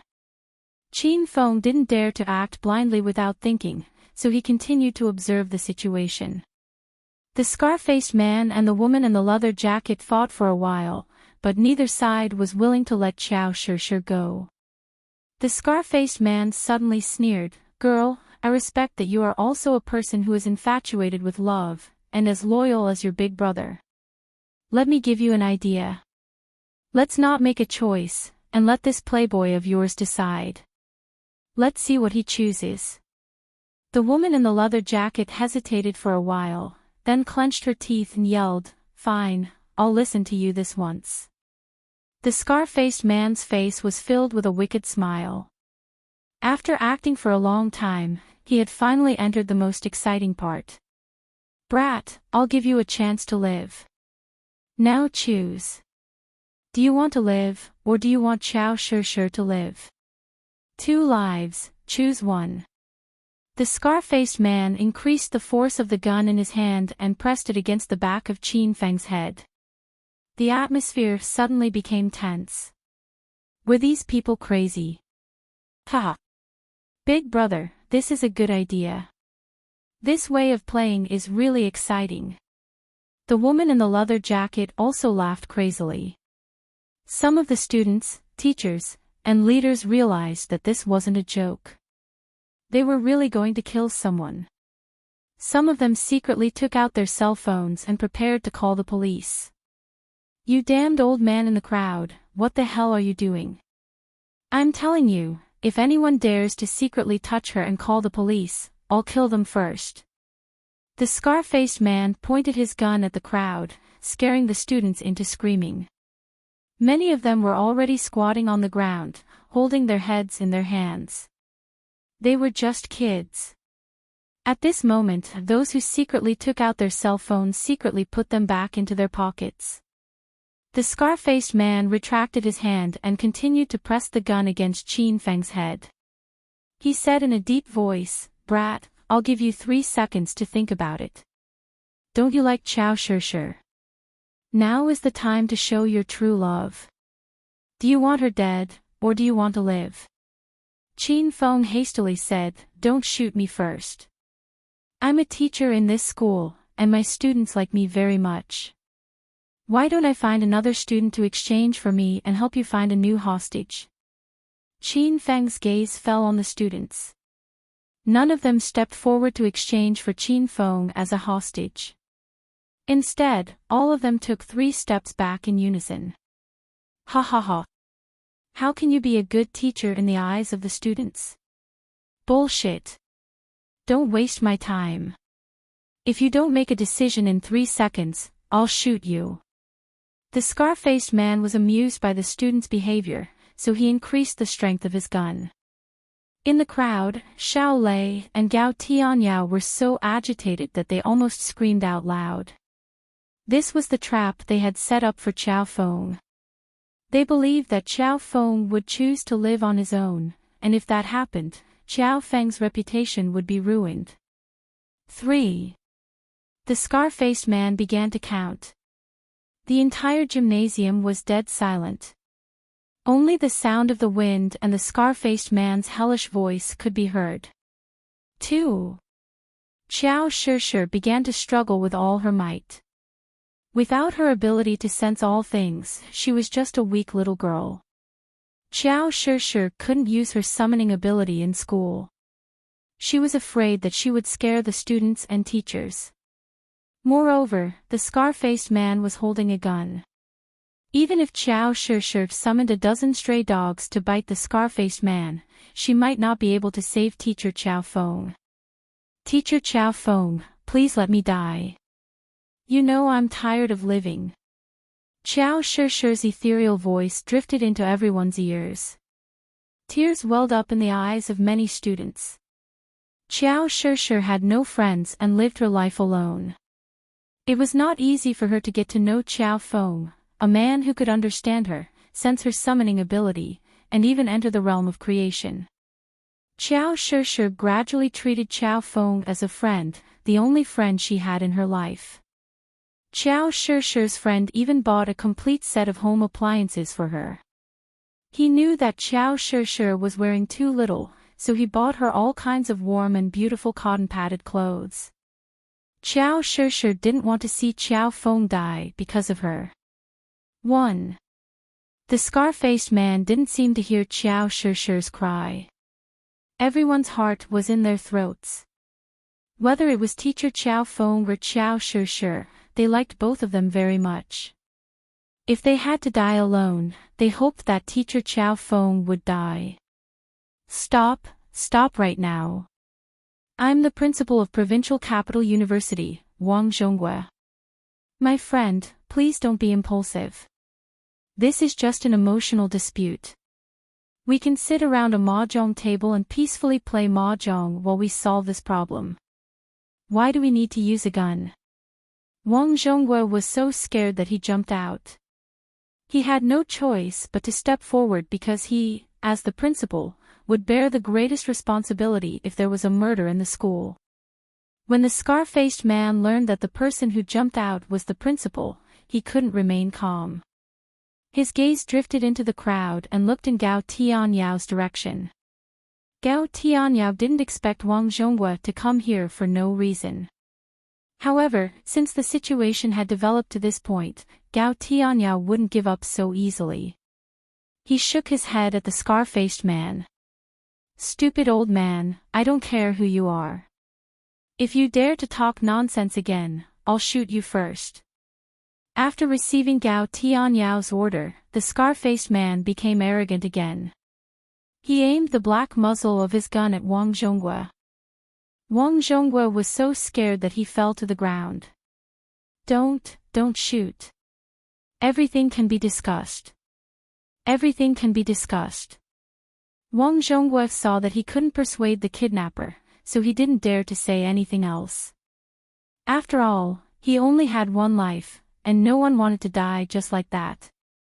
The atmosphere in the gymnasium became even more oppressive. Qiao Shishir burst into tears and shook her head with all her might. When the scar-faced man saw that more and more people had gathered, he lost his confidence. He wanted to end the performance as soon as possible. P.S. Thank you, little friend Axian Nian, for your tips. Thank you, big brother, Uncle Not Cute, for your tips. His monthly votes have been a bit dismal these past 2 days. He's been hanging at the 10th place on the monthly votes ranking, and it's going to drop any time.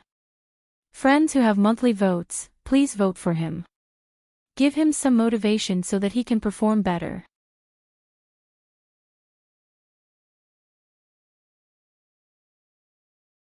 Chapter 6:17. Bastard, my patience is limited. I'll give you one last second to think. If you don't make your choice, I'll make the choice for you. I'll shoot you dead and be done with it. Scarface's cold voice echoed in the field. Everyone broke into a cold sweat for Professor Chow Fong. Arg! Kill me. Hurry up and kill me. How can I watch my student die in front of me? As a responsible teacher, I don't care if I die. I'll be a hero again after 18 years. My glorious history will be remembered by the students, and my heroic deeds will be recorded in the history of Provincial Capital University. Kill me, Chow Shi. I hope I can meet you again in my next life. Don't feel guilty because I'm your friend, and I'm very happy. Qin Fang's crazed screams touched the hearts of thousands of students. 2 streams of tears rolled down Chow Shi's cheeks. She had never had a true friend in her life, but at this moment, she knew she had a true friend. Unfortunately, this friend of hers was going to die. What a painful realization this was. Don't hurt our Professor Chow Fong. You bastard. Let him go. Professor Chow Fong, you can't die. You still have a lesson to teach about picking up girls. The students' cries rang in the air. The leather-clad woman and Scarface were dumbfounded. They stared at Qin Fong helplessly. The script wasn't supposed to be like this. Shouldn't this bastard be scared witless, shivering, and losing control of his bowels before choosing to live on his own? How are we supposed to continue acting if you keep changing the script? Hey! Why are you still standing there? Hurry up and kill me. Qin Fong was agitated and begged for death. Qin Fong had noticed that Scarface was a stage 2 inner chi martial artist. How could he kidnap him with a gun? Therefore, Qin Fong had already guessed that the gun was fake. Qin Fong also spotted Xiao Lei and Gao Tianyao among the crowd. When he saw their expressions change from excitement to disappointment and anger, Qin Fong could roughly guess the mastermind behind this incident and their plan. Qin Fong was grateful to Gao Tianyao and Xiao Lei in his heart. He was worried about how he could gain Chow Shi's trust and complete the system's mission. These 2 people took the initiative to help Qin Fong arrange a bitter drama. Ding! Congratulations, host Qin Fong, for completing the quest to obtain Chow Shi's trust. You have successfully obtained Chow Shi's trust and become Chow Shi's confidant. The system rewards host Qin Fong 30,000 hedonist points and automatically activates the Heavenly Fortune Cave Pavilion. Ding! The hedonist sovereign system has issued an SSS rank quest. Help Chow Shi complete her revenge plan and revive the Spirit Beast Master Clan. The mission has no time limit. If host Qin Fong completes the mission, the system will reward host Qin Fong 100,000 hedonist points, a purple grade spiritual equipment lottery ticket, a star technology lottery ticket, and a Palace of Heroes lottery ticket. If host Qin Fong fails the mission, 200,000 hedonist points will be deducted, and host Qin Fong will not be able to access the star technology interface. While Qin Fong was thinking about Chow Shi's mission, the system beeped. Qin Fong raised an eyebrow when he saw the new mission. Chow Shi's revenge plan. She was such a kind girl. What kind of enemy would she have? Scarface came back to his senses. He was so angry at Qin Fong that he wanted to vomit blood. He was about to call it a day, collect his money, and go for a foot bath, but Qin Fong suddenly changed his mind. Damn it, don't talk nonsense with me. Do you want to die? I'll fulfill your wish. Have you thought it through? Scarface angrily gripped his gun and placed his index finger on the trigger. Everyone sucked in a breath of cold air. They might not be able to see the panting teacher Chow Fong again in the next second. Why are you so long-winded? If you want to kill me, be more straightforward. Don't tell me you don't know how to use a gun. Do you want me to teach you? Or could it be that your pistol is fake? Are you teasing us here? Chin Feng roared, shoot him. Scarface's heart skipped a beat. He had a bad feeling that the gun in his hand was a fake. Did Xiao Feng see through it? According to the script Gao Tianyao gave to Scarface and the leather-clad woman, Xiao Feng would choose to live. But now, Xiao Feng was begging for death. Scarface was stumped. Don't shoot. I am willing to replace Xiao Feng as the hostage.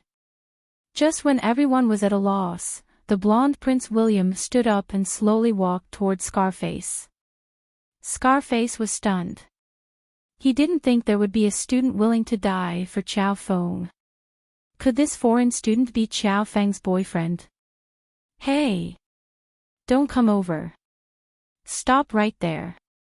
Scarface became nervous and shouted at Prince William with a Shangxi accent mixed with Mandarin. But Prince William didn't stop. He looked at Chin Feng in confusion and asked, "What did Xiao Feng say?" Chin Feng smiled and said, "Prince William, come over here. He said he's willing to exchange you for me as the hostage." Prince William believed him and quickened his steps towards the knife-scarred man. The knife-scarred man panicked and angrily glared at Chin Feng. He wanted to slap him to death. How could this person be so shameless? You idiot. Don't come over. I said don't, bang. Before Scarface could finish yelling, he suddenly fell to the ground. Prince William withdrew his hand and smiled at Chin Feng. "Teacher Xiao Feng, I must have startled you just now. I've learned some martial arts since I was young, and I can kill hooligans with one hit." Chin Feng was slightly stunned. Scarface was a Stage 2 inner chi martial artist. He didn't expect Prince William to knock him out with one hit. Prince William wasn't as powerful as he was at Ghost Mountain. It seemed that this brat had broken through again. But the William family was a clan of mutants. Prince William's attack was very strange. Chin Feng saw a blue light flash in Prince William's palm as if it was covered with a layer of ice. Chin Feng's heart was heavy. It seemed that this mission was more difficult than he imagined. "Xiao Feng. Are you okay?" Prince William waved his hand in front of Chin Feng when Chin Feng didn't speak. Chin Feng quickly came to his senses. "Ah. Oh. I'm just a little shocked. I haven't recovered yet." Chin Feng pretended to be scared and patted his chest. Prince William said a lot of comforting words to Chin Feng. Chin Feng was confused. "Don't tell me this guy really fell for me." "Fuck. You bastard. How dare you kidnap our Xiao Feng? You're asking for a beating. I've always disliked you. If you kidnap Xiao Feng for another second, I'll fight you to the death."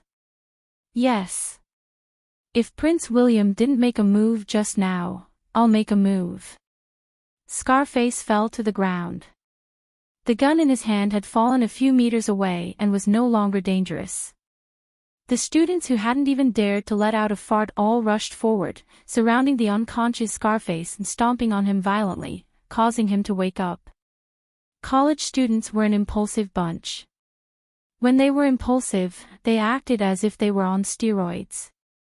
The scene had turned into a frenzy, and the stray dogs were barking in fear. The teachers and school leaders wiped the cold sweat off their foreheads. They thought to themselves that they shouldn't scare these kids with graduation credits. They had to treat them better. Xiao Lei and Gao Tianyao were dumbfounded when they saw the scene. They didn't expect their meticulous plan to end up like this. The woman in leather had witnessed the madness of college students. She was so scared that she dropped her dagger and ran for her life. She didn't even ask Gao Tianyao for his appearance fee. "Xiao Feng, are you okay?" Chin Feng looked at the students beating up Xiao Shishir, but he didn't stop them. Qiao Shishir suddenly ran to Qin Feng, grabbed his arm, and started checking his body. As the prettiest girl in the medical college, Qiao Shishir's every move touched the hearts of thousands of students. When they saw the pure goddess in everyone's heart sticking to Qiao Feng with a concerned and shy expression on her face, they felt as if their hearts had been hollowed out. Another innocent girl had fallen into the devil's claws. Sure, I'm fine. Are you okay? That bastard tried to kidnap you with a dagger. I'm so angry. Qin Feng put on a concerned and angry expression. His big hand had already reached for Qiao Shishir's neck. Qiao Shishir's skin was as white as snow. It was smooth and soft like a freshly peeled egg. Qiao Shishir only regained her senses after Qin Feng had touched her neck once. She was so scared that she took a step back. Ah! Qiao Feng, I'm fine. Don't worry. Qiao Shishir was so nervous that her little heart was beating wildly. This was the first time a boy touched her neck. In the next second, a trace of disappointment flashed across Qiao Shishir's beautiful eyes. She suddenly remembered that Qiao Feng wasn't the first man to touch her. That hateful Qin Feng was the first. Suddenly, Qiao Shishir hated Qin Feng because she felt that she had fallen in love with Qiao Feng. Ahem. Don't be nervous, Shishir. I'm just concerned about your safety. I don't have any ulterior motives. Qin Feng had just gained Qiao Shishir's trust, so he didn't want her to label him as a pervert so soon. Qiao Shishir's pretty face blushed. There was still a trace of melancholy in her eyes. She nodded and said softly, Professor Qiao Feng, I'm a little tired.